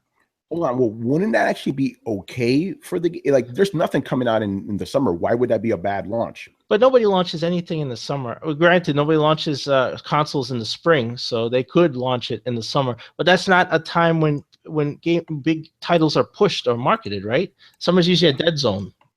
I agree with you, but couldn't it also be like an opportunity if it is a dead zone, like to actually give it something, I don't know. Because I was talking about this before. Like it seems to me, correct me if I'm wrong. It seems to me like we're in a circle. It's like publishers go, no games sell during the summer. We're not going to put anything. The reason they don't sell is because you don't put any games out during the summer. I feel like if you put games out in the summer, people would buy them, but they're still stuck in the mentality, no games sell in the summer, so we're not going to put out games. But if they don't put out games, no one's going to buy. So I'm wondering if the Nintendo Switch comes out, because they're, despite what we've been saying about this Nintendo Switch, people are still pretty hyped up for it. Don't you think it would actually do very well during the summer, considering there's nothing out, there's no competition at all? I don't know. They may have no choice. Like either you they put it out in March like they planned, with nothing, and then launch Zelda in June, which you have 2 odd times to launch anything, or wait till Zelda's ready and then launch them both together. Either do it in summer when nobody launches anything, which would be weird, I think, or compete with the holiday sales in the fall. Yeah, man, I don't know. Like, I know they're like stuck between a rock and a hard place, but I still think they should delay it to the summer because, dude, you're gonna have the official announcement of the specs and all that shit in January, right? And then 2 months later, the system launches. That's not enough time for hype, man. Like, I say delay that shit, you know. But I know that's a risk too. But I don't know, man. Like, even March, like 2 months of advertising, this should have been advertising this fucking thing since last summer. That's what I said. Everybody was like, no, they don't need to do that. I'm like, nobody has put out a console and done advertising 2 months in advance. That's ridiculous. Nobody has not tried to build hype for years. Even Nintendo, you always got a year or two lead up time to the console. When they pulled out the original Wii, that was 2 years before it launched. Yeah, showed you that shit, man.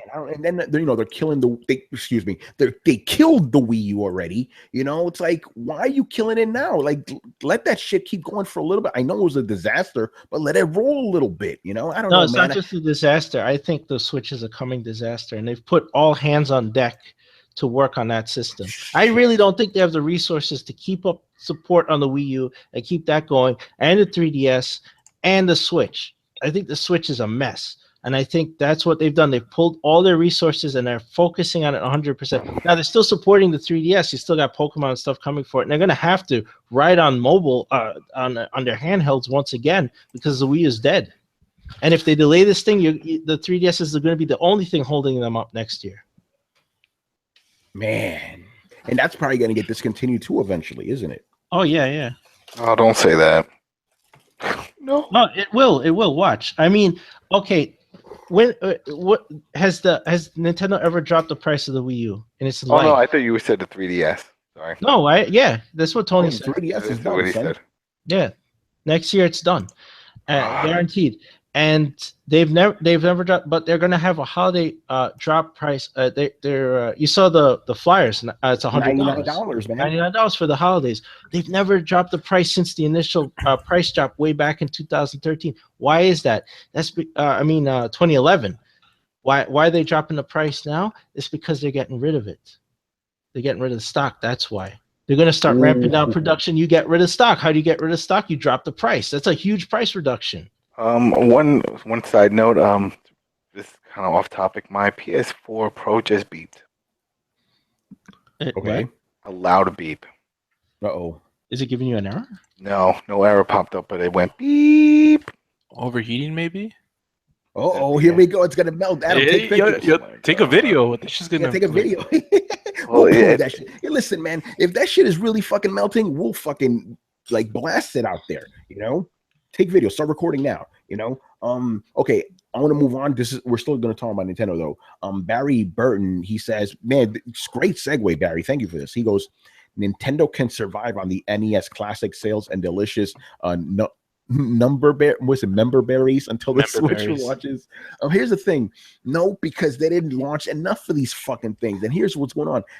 It's gotten so bad that it's different now, right? I'll get to it. But basically, earlier this week, because Nintendo sold this shit, a store would ask for, like, for example, we want 100 of these things. They send them 2. I've heard of this shit. You know, they some no copy. So motherfuckers would go in there, buy every single one up because they're only $60, right? Then they go on eBay and resell them. The prices went up to upwards of close to $5,000 on eBay, right? Now they fix it. Now the prices are $200. I think eBay was like, "The fuck you guys doing?" You know, gouging. Still $200. That's a lot of money. So, you know, here's the thing.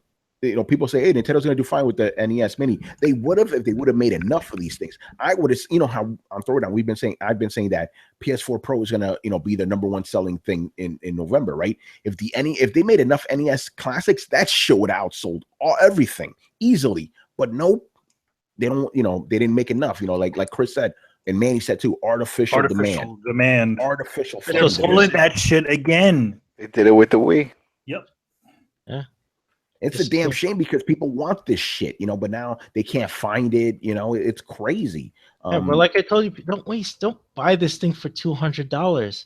It's a fucking closed box emulator. Yeah, I don't with get 30 games locked on it. Oh my god, I got cool. You want to know something really hilarious? Okay, so you know the Genesis thing that came out not long ago? Yeah. Like I noticed that a lot of stores have been stocking those things up. I want to talk about that a little bit actually, but first I want to quote Kristen, our wonderful police here. What do we call her exactly? Like she polices. She moderates our Kristen kicks ass, man. Yeah. Like I go in there sometimes and I see like blah blah's comments have been deleted. I'm like, oh, this motherfucker was starting something.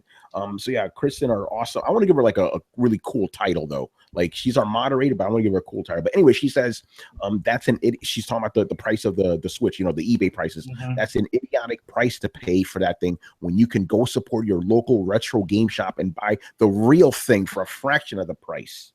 That's damn right. Yeah, you can buy the real shit for cheaper. You can go to Video Games New York if you're in New York City. You could go. Yeah. There's a bunch of these, like especially when you start getting out of the cities, especially like in Austin. There's a shitload of all those retro game stores out there, right, Chris? Yeah. There's Gamer Galaxy buybacks. Hell, I've been to garage sales where people are getting rid of NESs. Yeah, and they'll sell them for like $5. Yeah, my kid used to play with this.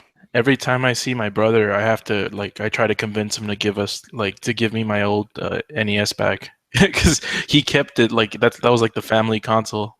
Well, people were buying the original NES controller for like $85. I'm like, are you kidding me? Yeah, and of course these games work. You know why? Because you don't have to update them. No DLC. The only thing I would suggest is if you're gonna buy a Nintendo. Opt for the top loader version of the yes, Nintendo, because you can find that one, because the original one it's just the way that sort of goofy cockamamie thing where they get lunchbox. That thing it always has errors and hell we gave you a bunch of options on the last show. Hell, you could go buy a Retron 5 and that plays 5 different systems on it. Yeah, you can get a Retron 5. You can get what is it? What was it? They call it the Apple Pie or whatever they call it. Raspberry Pi. You get that thing. You can load the emulators on there. You can even do like what Adam did. Oh, the Ouya. My Ouya. Get an Ouya. Get an Ouya. You get the emulators which are there, and then just go get your games. Yeah, Carlos, man, what are you gonna say, bro? If you can get a Raspberry Pi and you learn how to customize it and add all the stuff in it, you can create a whole cabinet with that. Yeah, man, it's crazy. You get retro. You don't need this shit. The NES Mini, complete waste of money. There are far better options. Why are you gonna get stuck with 30 games when you can have limitless games, basically? Yes. Yeah. And then people want this novelty. Most likely, you already have a 3DS. If you really want to give Nintendo your money, you could buy most of those games off the damn eShop. Yeah. And play them already.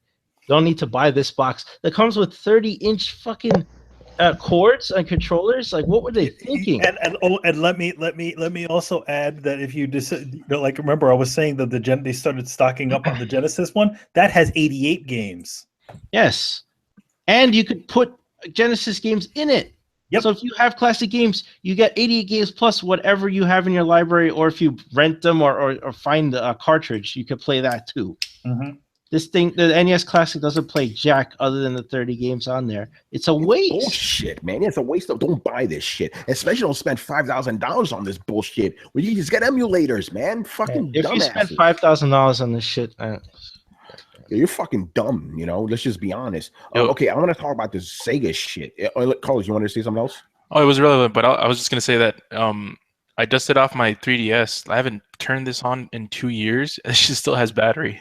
Oh shit, dude, those things are tough. Those things are super tough. Yeah, like the battery inside of these things are good, and that's not to say that Nintendo doesn't make some pretty decent products. Like the 3DS was made to fucking. I like the 3DS, man.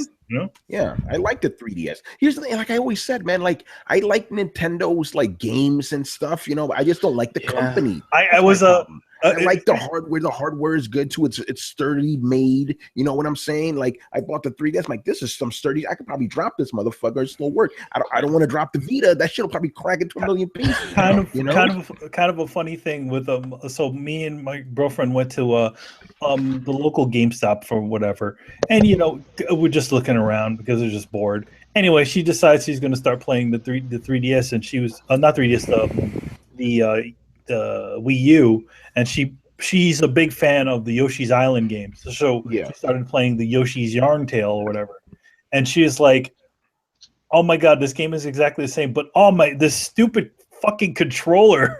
Yeah. That's the first thing she said. She's like, "Oh god, this controller's That's why I was saying, Nintendo, man, give me a normal controller. I don't want this bullshit. I love to play Nintendo games. I just can't hang with that shit, But yeah, I want to talk about this Genesis. Very interesting. A lot of people are not reporting on this. I actually, when I did my thing, I did some research. I'm like, oh, I didn't know that the company that's making them, because this is in Brazil, right? The company that's making them has been making Genesis since fucking the late 80s, right? I forgot their name, but they haven't stopped. They just made a more retro version. They've made versions with hundreds of games on it, So it's pretty cool. But right now, this thing's only available in Brazil. Like you can only plug into old school CTR TVs and stuff. But it's pretty cool. It has more games than the motherfucking Nintendo one, Well, the one in the store the one that you currently have in the store has more than the Nintendo one. So. Yeah. But again, with the Genesis emulators, you don't need to buy this shit, I'm just saying. You don't need to buy it, but I mean, the thing is that like sometimes you just don't want to have to deal with all the emulation stuff. But there's something out on the market. There's things that are out on the market right now that do way better than this Brazilian retro Genesis, right? It has a lot of advantages. It comes preloaded with games.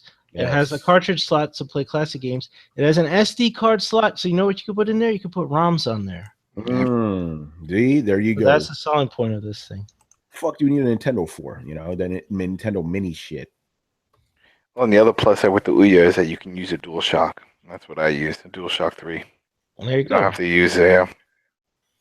And it's wireless. Imagine wireless. that. Yep. The NES Classic comes with a fucking 30-inch cord. They think we're still 10 years old sitting in front of the TV, 2 feet away. Oh, man. All right. So there you go. So the last thing here, let's talk about the Xbox. The 15th year anniversary of the original Xbox, right? Very cool. So I know there's a bunch of us here who are huge fans of this. So I want to get some Xbox stories. Very hard for me to pick here because the two biggest guys here are fucking Adam and Brett, huge Xbox guys. Yep. I'm gonna do the eeny miny mo shit. Brett, you win. Xbox, man, tell us some stories. Bad stories or good stories? Okay. How did you get an Xbox? How did you get your Xbox? That's what I want to know, like the origin and shit. Oh shit! I got my Xbox after I finally came to terms with the fact that the Dreamcast was well and dead. Nobody was going to swoop in and save it or raise it from the grave. I started looking at my options, and I believe my options at the time were the original Xbox and Nintendo 64. Is that right? That was still that was around then. Yeah, and PlayStation 1. PlayStation 2. And I actually remember pulling out the spec sheet and basically the long and short of it as I remember it was okay, so the Xbox has more cores, it has more little engines running the game. It can of course this is back when I was pretty well stupid as to what was in it. I was like, what's that? I didn't understand that kind of stuff, but I understand the fact that it had a multi-core processor. I understood the fact that it had a fair amount of heft to it, and I love the fact that you could beat a hobo to death with it. It was black and it was shiny, and it was finally a console that felt like it was kind of being made for a teenager, somebody who wasn't a kid, and with Duke. Yeah, right. And so I jumped on the Xbox, and also it had 4 plugs in the front. I had more than one friend, and I was at the point now where I'd love to bring my Xbox over and play with a few friends. And I played Halo, and the fact that they suddenly used 2 sticks in Halo was like a game changer for. I couldn't go back to playing with only one stick. It was a whole different experience for me, and so I was like, well, I'm pretty sold on Xbox. And for the longest time, Xbox came out with the more adult games, the more quality games, the games that look better. Like if you wanted a game that looked good, it had to be on the Xbox because everything on PlayStation looked like shit. It wasn't a comparison. Now PlayStation had an amazing game library that I was a bit jealous of, and I ended up buying a PlayStation 2 to have that game library. But I still loved my Xbox, my original Xbox, as a superior piece of technology. It was built the way Nintendo used to build their systems. Like it was built with pride and purpose, and there was a sort of art to its engineering. That's why I was so disappointed when the 360 came out, and it shat the bed just under its own weight. It especially hurt because of how well I think. I'm pretty sure you can still go out, buy a used Xbox, throw it through a wall as long as you don't hit the beams, pull it out, plug it in, and it'll turn right the fuck on. Anybody remember the test that X-Play did, where it was like an Xbox, it was an original Xbox, a PlayStation, and then a GameCube. Throwing it off the roof. Yeah, they threw it off. They hit it with sledgehammers. Like the PlayStation 2, they hit it one time, it was over. That thing was fucking done. GameCube lasted pretty. I think the GameCube was actually the one that won. Yeah, GameCube won. But the thing is that they never tested to see if it played games, but it still turned on. Turned on, yeah. Yeah, it still turned on. Yeah, but Adam, man, what's your Xbox origin story?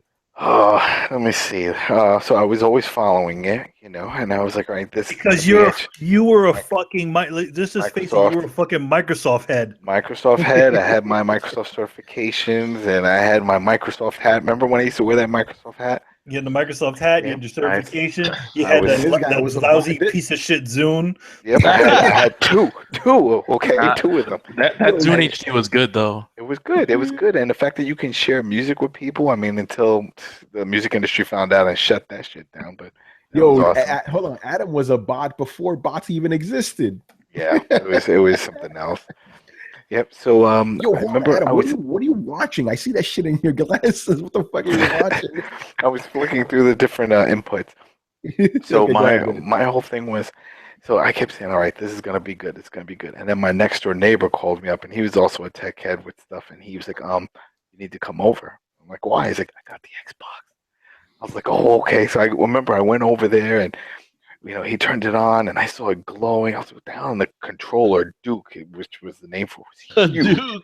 That's the name of it. I know. And I'm like, this was massive. I'm holding this thing. I'm like, this is huge. Eventually, it became a problem in China or something. Like the kids couldn't play it because the white and black button were too high up, and that's why they changed the format of the controller. But anyway, so he was like, I got 2 games for it. I got Halo and Fusion Frenzy. And I'm like, all right, let's go with the Fusion Frenzy. I don't know much about it. What the fuck is this Halo shit? Oh my god, yeah, exactly. So I was like, let's hold off on that because he was like, this multiplayer, we could both play this couch co-op, and it was like American Gladiators. I'm like, this is so cool. They were in the little balls. Remember American Gladiators when you had like your own little hamster wheel and it was awesome. So we did that, and then he put on Halo, and I'm like, this is. You turned it on. It was like, I'm like, this is the future. I was like, all right, I got to get one. And then I did, and then I started researching online. I'm telling you, I felt like it was like weeks apart. People were like, oh, you can hack the shit out of this because it has an 8 gig hard drive, and you can load this and load that, and there was different firmwares, and there was mod chips, and I went through it all. I was like, you know what? This is awesome. I can do all these things with it. Let me just push it to the limit. I never modded, a console like this. I mean, we've all had the little tricks for the PlayStation and other things. Yeah. This was like all out, get the solder iron, and let's see what we can do. Well, what's funny? I mean, the original Xbox was essentially a Steam machine years before the idea of a Steam machine because it was a PC inside. Yeah, it was a PC inside. A lot of people don't know this. The name Xbox, right? It comes from Direct Xbox. That was the original name of this thing, A lot of people don't know that. They were putting X in front of everything at one point. Everything had a fucking X in it. Yeah, that shit was nuclear, it was green glowing and shit. Yeah, and that was it. It had that little intro. I mean, like, I tell you, like Adam really changed, like his version of the Xbox. Like he totally got rid of the initial OS. I There's a changed the total- OS. I had my own. I had Evo on there. I had all my games loaded on it. I put in an 80 gig hard drive at the time. That was like the largest you can get. Put 80 gig in there. I had everything. I mean, it was completely different. I had every emulator under the sun in there with all the ROMs, everything possible. That's why I always say that Microsoft was looking at all the crazy shit that the mod community were doing with that thing, because they opened that shit wide up. Like you could literally have you can have a totally different dashboard with your own custom backgrounds. You could have like at the time he had Weather Channel updates on there because somebody developed that thing on there. They built all kinds of little widgets and stuff on there. I mean, it was playing DivX before Xvid when it had the switcher, but it was playing DivX files. It was doing everything. I'm like, this is an amazing. And then it had an FTP app, and I can just send things from my computer directly to it. Yeah. I'm like, this is awesome. But what really changed everything was when Xbox Live came, because remember, it didn't ship at the same time. That was separate. You had to wait some time. Right. And when that came, I'm like, I'm playing online. And I remember talking to people playing Ghost Recon, and I'm like, this is the future, and that's why when PS3 came out and they didn't have that, and they had their spokesperson say, well, we did our studies, we don't think this is a big thing, and our customers don't want it. I'm like, this is going to be big, all across the board. It's going to be big, and it did. I mean, look at it now, everywhere. It's we're all online. But they sort of got into it because they have the virtual store, so they do have a store, and they understand that people are going online to make purchases. But yeah, that was my thing, and I loved it. I loved that Xbox. Even the 360. After, I mean, I had like four 360s. You had to buy 4 because they got fucking up. Some died. Some Microsoft took from me. Yeah, they took some. Man. But Chris, man, what's your origin story? So I remember when I got original Xbox because I had the same thing after post Dreamcast depression, if there was such a thing. Yes.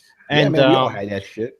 And I ended up the first thing I got was PS2, right? So I got PS2 after that, and then I remember seeing Halo, I think in an EB or something, and I was like, yo, they put first-person shooters on this thing, and I was like, I gotta get this, and I bought. That's when I bought the Xbox, and I was like, oh, this is amazing.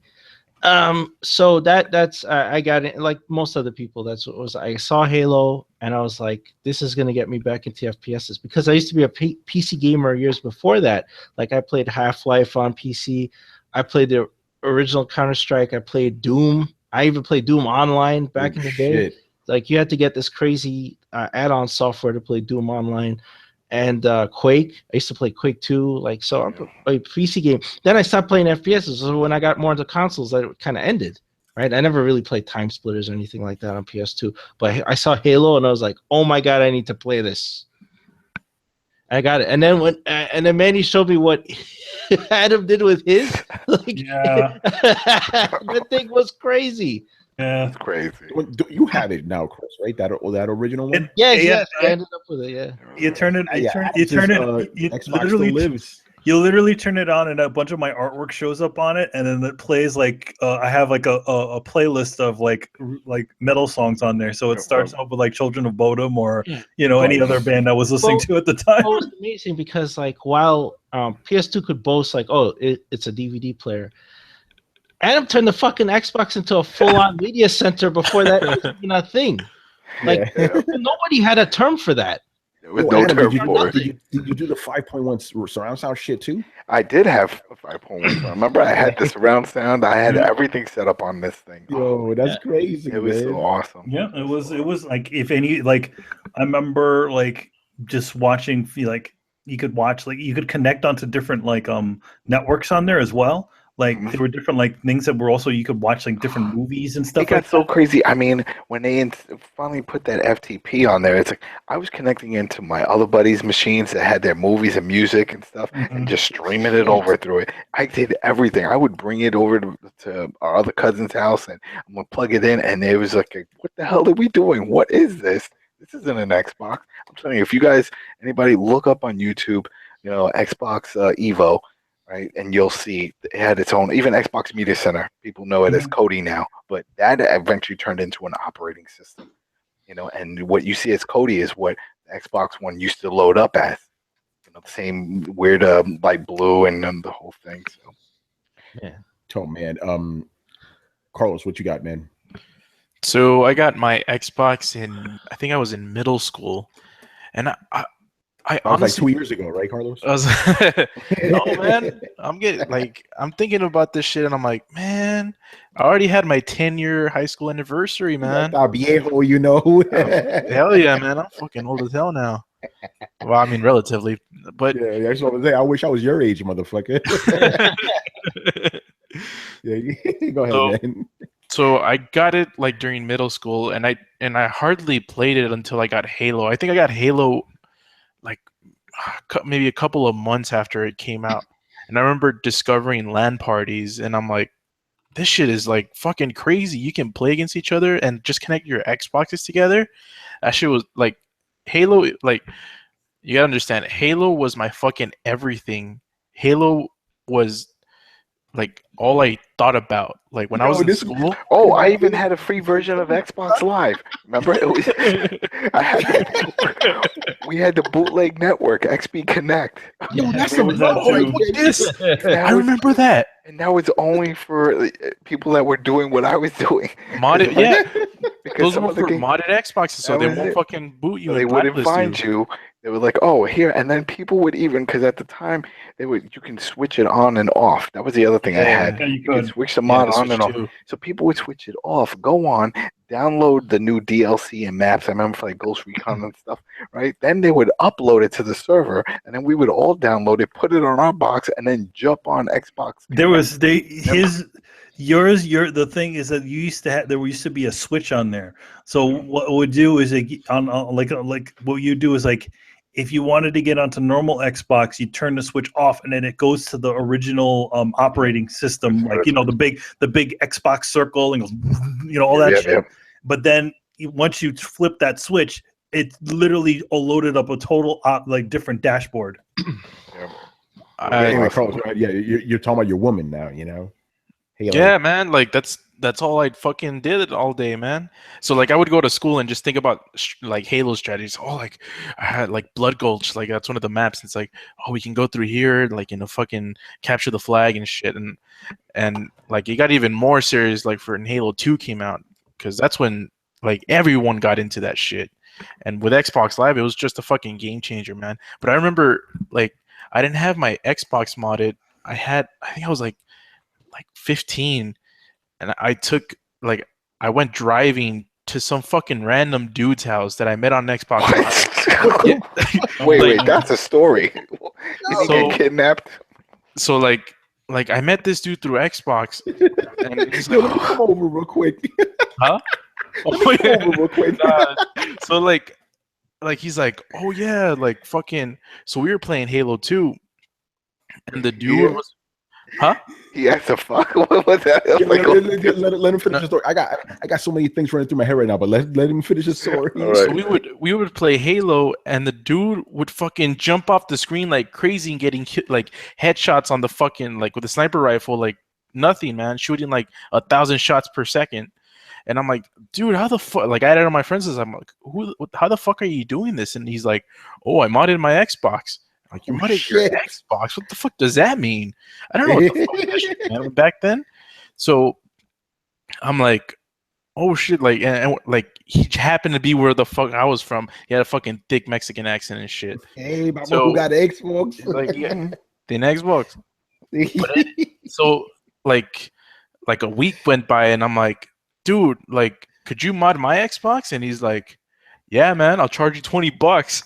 Oh, that's a discount. And I'm like, oh, I got $20. I'm fucking going, man. I got my mom's car. I drove to this dude's apartment, and he lived with his other dude that used to play with us as well, man. Yeah, this is the greatest story, man. This is a pretty good story. These dudes were fucking like well, they were way older than I was. They're probably like late 20s, and yeah, man, they're like, oh, hey, you got the money, bro? And I'm like, oh shit, like these guys were serious. I thought we were gonna be like, yo, what's up, man? Like from the fucking like playing online. And the dude's like, please tell me in Spanish, so that's what I'm imagining. Like all you motherfuckers talking in Spanish right now. nah, but it was like more in like the fantasy, Spanglish, man. It was more like that Spanglish shit. man. But fucking yeah, man, like they did like they opened it, they put a fucking switch on it, they put a Shit. chip, and I'm like, Yo, he's you like, saw them do that shit too? And they only charged Yeah, you man. $20. That's Because awesome. they only charged me $20. the Yeah, that executor shit- that I was remember out that- was, I was remember more that. expensive than that. I Yeah, remember that chip being a lot more expensive than that. it Yeah. was. It was very expensive. Then they even went later on with the 360. There was different chips, and to the point you didn't even need the chip. You just need to take your drive out. It was an LG drive, and then you put that in your computer, upgrade the firmware, and that was done by Commodore, this hacker Commodore, that was his name. And you put the firmware in, and then you shove that back in, and now it let you play copies. Wow. shit. So yeah, so they bought this shit right in front of you then, right? Yeah. They fucking like I don't even know like still like I would like I know fucking computer architecture and the hardware and everything, but back then I don't know what the hell they were doing. So I'm like, man, they fucking did it. They didn't even check anything. They just gave me the Xbox and they're like, "Oh, hey bro, we have to take off, man. Like we'll play online later." And I'm like, "Okay." And I fucking left, man. But I was so fucking naive. I didn't think about like, man, these dudes fucking Those guys could have been like, "You got the money? You good?" But the thing is, Fucking not taking even out that. It's their like, right, guns. so they gave you the mod, but did they tell you what it can do? Like, did they put anything else on it? nah, What because they pointed me to like fucking tutorials online. Because that shit was fucking mainstream. It's like a fucking PSP. Like the PSP, you could find like all the tutorials. So I went to the whole tutorials and I installed like I did the whole XBMC thing where like all my media was there, and I could access through fucking wireless like my computer and access the fucking media from there and stream it.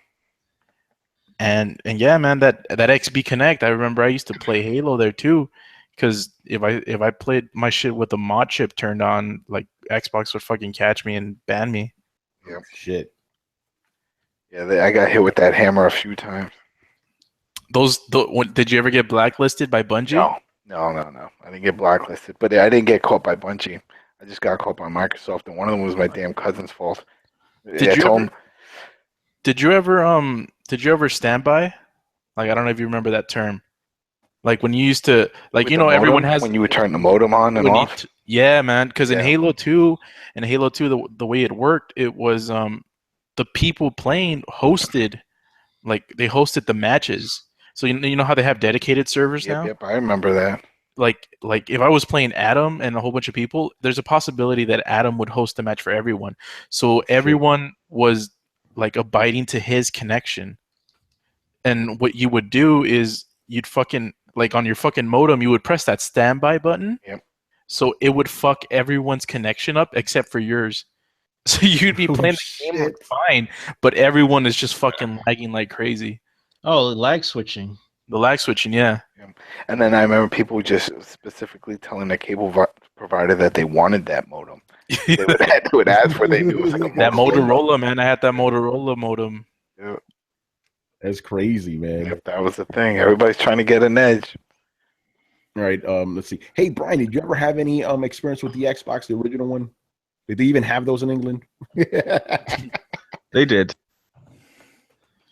All right. So yeah, tell us if you have any stories. Like even if you didn't buy, like if you experience, did you ever see one with your eyes? Oh yeah. My first thought was, why the fuck is the controller so goddamn large? Because that controller was large as all hell. I mean, like my hand, like back then, like because I was, what? When did let's see, so 2001. 2016, 2001. I was like 11, 12 back then. Okay, so I was like, wow, my hands just do not fit around this controller. Like, who would make such a controller like this big? Like, there must be a fucking idiot. Americans make them that Fucking big. Americans, man, everything's Yeah. bigger, man.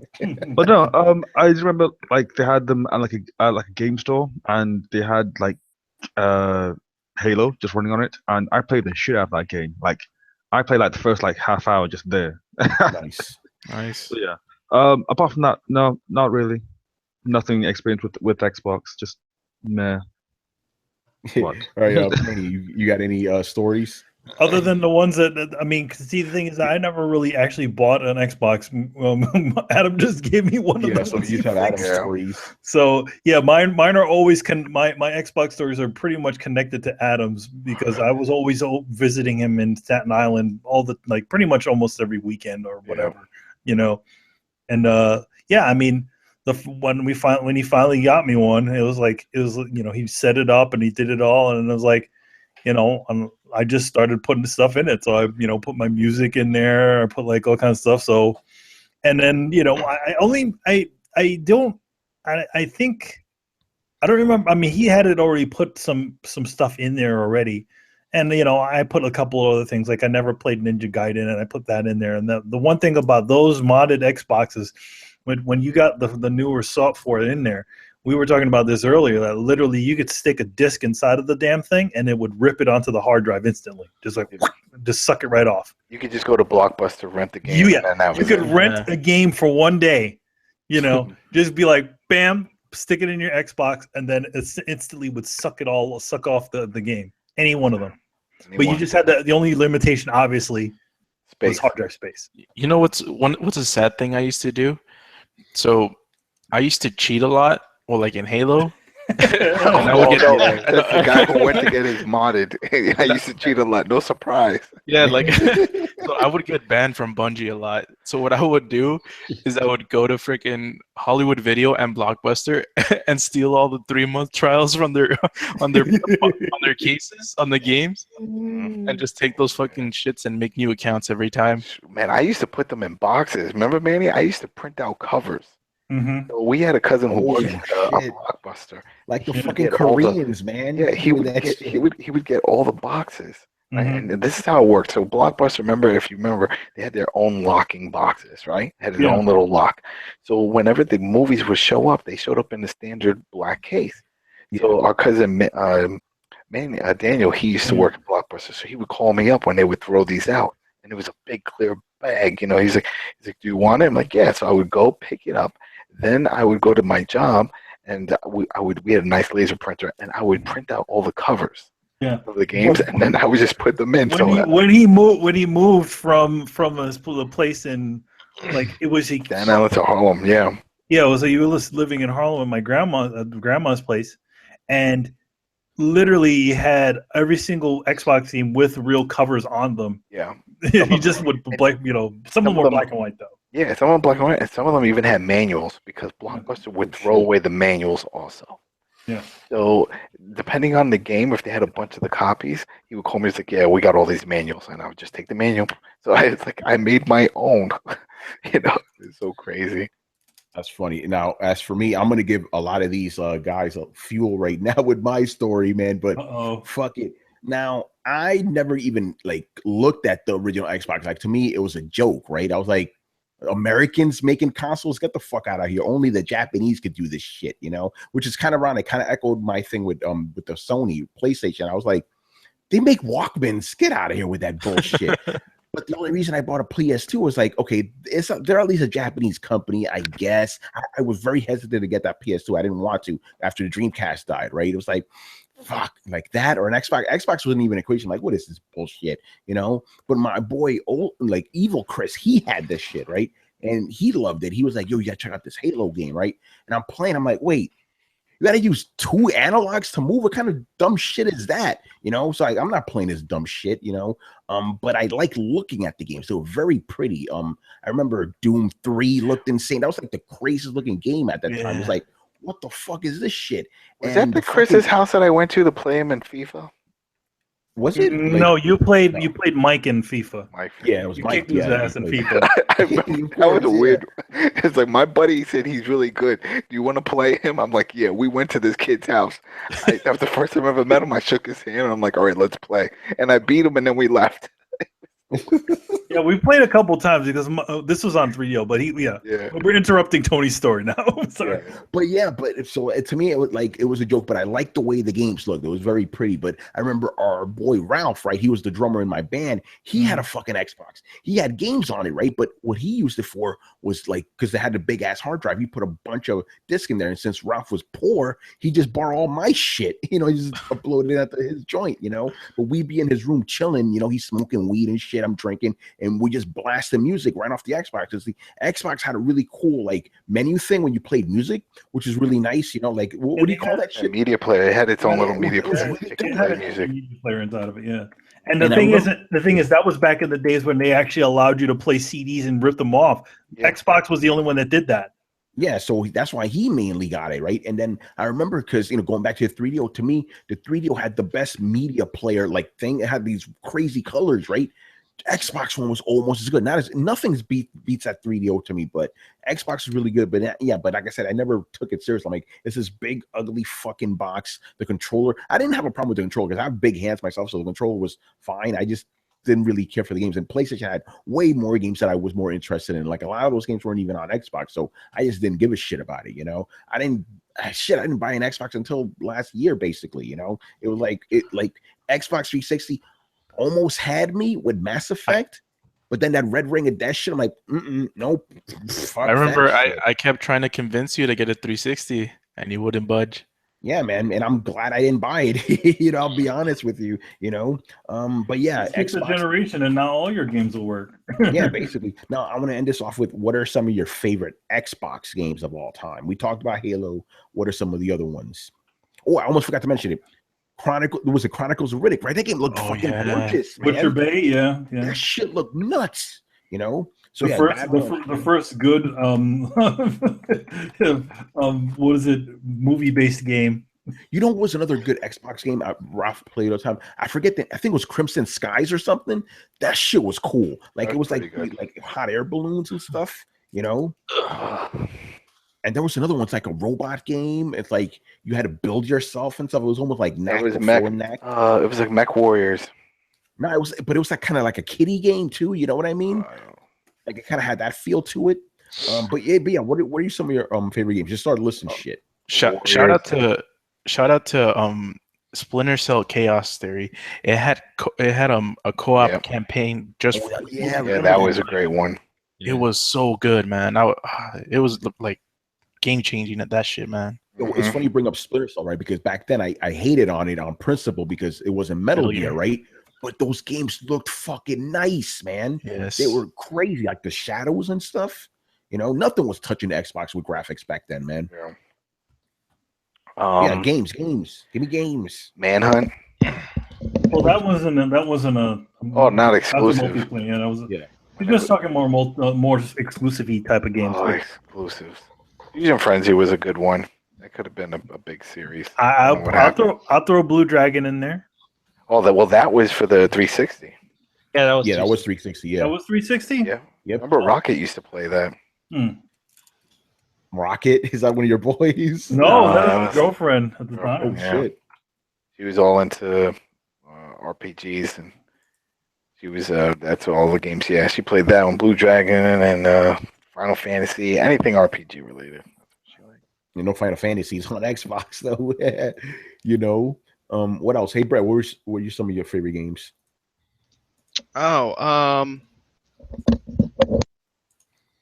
I want those deep cuts too if you got them. Last Remnant. That was actually 360. Was that 360?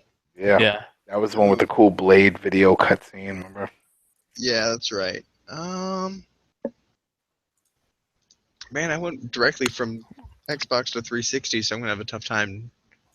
Well, what's it called? Fable was in it. Freaking Peter Molyneux promising the world, man. Yeah, right. Fable was awesome. But it was a good game. Getting a little quiet during this segment, guys. Come on, Xbox. It's just been so long. It's like I don't remember. I mean, besides Halo, almost every other game wasn't exclusive. That was a problem. They couldn't get exclusives. Ninja Gaiden came out first on there before they made Sigma for PlayStation. That was on original Xbox first. Yeah, like I remember playing Knights of the Old Republic, but was that an exclusive? Yeah, Yeah, it was. Yeah, It was I on believe PlayStation. so. Also Jade It was on Empire. PC. Jade Empire. Jade Empire was the one. Jade Empire was great. The first Elder Scrolls I ever played, Morrowind. Oh, Morrowind shit. wasn't in it. Yeah, that was it. That shit wasn't on PlayStation. That counts. Yeah. I mean, because Project Gotham Racing Jedi. Kal says Jedi Outcast. Oh, Dark Knights of the Forces Old 2? Republic. Yeah. KOTOR.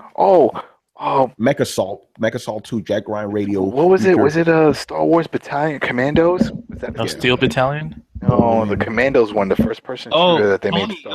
You liked Panzer Dragoon, right? Remember Orta? Yeah, Orta was on that shit, you know. Shenmue 2 was on there. I remember that. Shit. Both KOTORs were on there. Stubbs the Zombie. Oh shit! I remember that game. Was that the one you could take your head and roll it down? Yeah. I remember that shit. Link's the cat. No, I'm not gonna say that. The game wasn't that good. But it had a really cool time stuff. Indigo Prophecy was on Xbox. You remember Indigo it? Prophecy, yeah. Or what was it? Fahrenheit. As we Fahrenheit. That was one of the games that I played bootleg. Oh really? It was called Fahrenheit when I played it. Remember the David Xbox? Cage, man. The original one didn't have a long lifespan. It was only like 2 years or so, and then the 360 came out. It was 4 years. It was 4 years. Yeah, 2005 was Xbox 360. Because the thing is with the Xbox, you know, just being honest here, it was not a success like that. You know what I mean? It didn't flop, but it wasn't a success either. So they got rid of that shit real quick. All I gotta say is that the best version of Max Payne was on the best version next to the PC of Max Payne. The first one was on Xbox. Yeah. Yeah, I mean, I know it wasn't a critical success, but when you actually sit back and be like, hey, man, do you even have any fun games on that? You're like, yeah, I got Fable, Halo, Morrowind, Jade Empire. I've got Jet Set Radio. I've got San Andreas. I've got Panzer Dragoon. I've got Star Wars Battlefield 2, Ninja Gaiden, Halo, Doom. Like I said, both KOTORs. I got Half-Life. I got Far Cry. I got Star Wars Republic Commando. I got Psychonauts, Stubbs. I got Amped. I got Splinter Psychonauts Cell, was Indigo also Prophecy. Psychonauts was also on. It was still a game he played. Let's just open it up for everything because it still had a good library. You know, dude, in that 4 years, like if you were at the end of those 4 years, that's a lot of decent games to be playing. The Suffering. Oh yeah, too. There was that Oddworld game, the third person. Yeah, Odyssey, no, Stranger's Wrath. Yeah, wasn't that the Western game? That was the Western one, yeah. Gun. I remember that shit. Then I could say Red Dead Revolver. Yeah, that was on Xbox, right? Yeah, that came later on. Yeah. Listen, a lot of these third-party games look better on Xbox anyway, so why not? You know, throw them in the list. Tony Hawk. That was a big thing on there that I played. The second Conquer game was on there. The Vampire Cowboy game. What's that? Vampire Rain? That bullshit? Vampire? No, that was 360 PS3. Okay. Yeah, I think What's he talking about? The Vampire Cowboy game. Vampire Cowboy. Wait, Darkwatch? Is that the one? Was it Darkwatch? Darkwatch was the Vampire Cowboy type thing, I think. Yeah. Oh, Conquer's Bad Freddy was in it too. No, yeah, Live and Reloaded. Conquer Live and Reloaded was on. Probably the best version of it. That's crazy. All right, so I guess that's it for the Xbox. So there we go, people. It's celebrating 15 years, making us feel very old. All right. I feel good, man. Young. My thing is, I'm just still amazed that this is still a thing in my life. Oh, the Xbox? No, everything. Just everything. Like, I remember when I got my Nintendo, I remember, trying to get the PlayStation, and I had to sell my Sega and my Sega CD and everything to get it. And your 3DO. And my 3DO. I sold all that stuff just to get this thing. And to think that it's like all these years later, I'm still playing on these consoles, different versions, but they're still relevant. It's still a thing in my life. I remember my mom always saying everything was a Nintendo to her, so it didn't matter what it was. Of course, Nintendo. Yeah. Playing Nintendo. Yeah. So, and she's not so amazed now, but I mean, it was like, I think it was just a few months ago, and I had the Xbox One it was out, and we were doing a Skype video chat, and my brother has one there, and he was like, "Oh, we're going to do this whole video thing." I'm like, "Here it is. We're using a console to console. You know, he had the Connect, I had the Connect, and we're doing this like Skype video chat on a console, and my mom is now involved in that. You know what I mean? And like, to know that it's gone that far. Like, are we going to have something like that for the next generation? That we're going to be like, damn, I remember when I first started. Now look where it is. You know what I mean? What? I don't know. Oh, that's crazy. Imagine like coming up on this generation. Like, what memories are you gonna have? You know, like my daughter, she knows how to use a touchscreen. She knows how to do tablet, do all that stuff. I mean, she doesn't know anything about physical content, music and videos and all that. To her, that's a digital thing. If I were to give her a CD or something now, she wouldn't even know what that is. Man, I remember I read this story about like, you know, at some school, like they give kids books to read, right? You know how they would turn the pages. You know how you normally turn pages with your thumb, right? They're swiping with their fingers, you know, because that's all they know. It's crazy, man.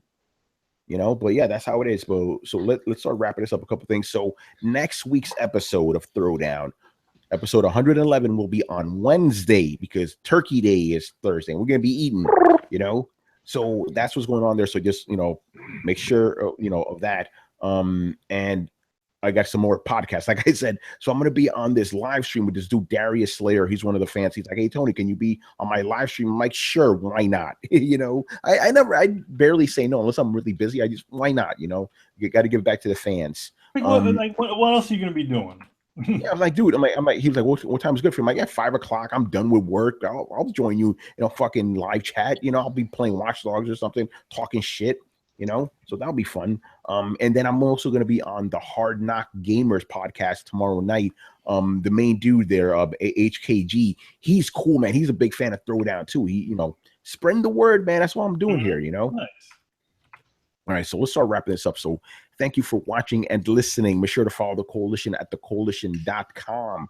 Also help support the site by donating to the Patreon page. And big shout out to the Patreons. We got like 10 of these guys now. I'll do this next time, but we like on the site, we actually have like a list of all of them. So I'm going to give all you motherfuckers a shout out next time. Thank you, man. So make sure to subscribe to Throwdown on SoundCloud, iTunes, and YouTube. Don't forget to follow us on Facebook and Twitter at Throwdown Show. Links are available in the description below. Once again, I was your host, Tony Polanco, and I'm joined by Emilio Lopez. Anniversary of Metal Gear Solid 3. Yes, the greatest game ever. And that's not hyperbole. That's my shit right there. I love Metal Gear Solid 3, man. Chris Seeley. Hey, take care, everyone. Carlos Romero. Adios. Brett Murdock. It's been real party, people. Brian Manjoma. I'm kind of surprised that we didn't talk about this other sort of election thing that happened, or that is going to be happening soon. Oh, fuck that bullshit. Don't worry about that shit. I took that shit off the show notes. Fuck that shit, you know? And Adam Vale. Yeah, keep watching Lucha Underground and pick up Titanfall 2. You won't regret it. Won't regret both of them. There you go. All right, people. We'll see you next time. Later. Peace. Peace. See you guys. See ya.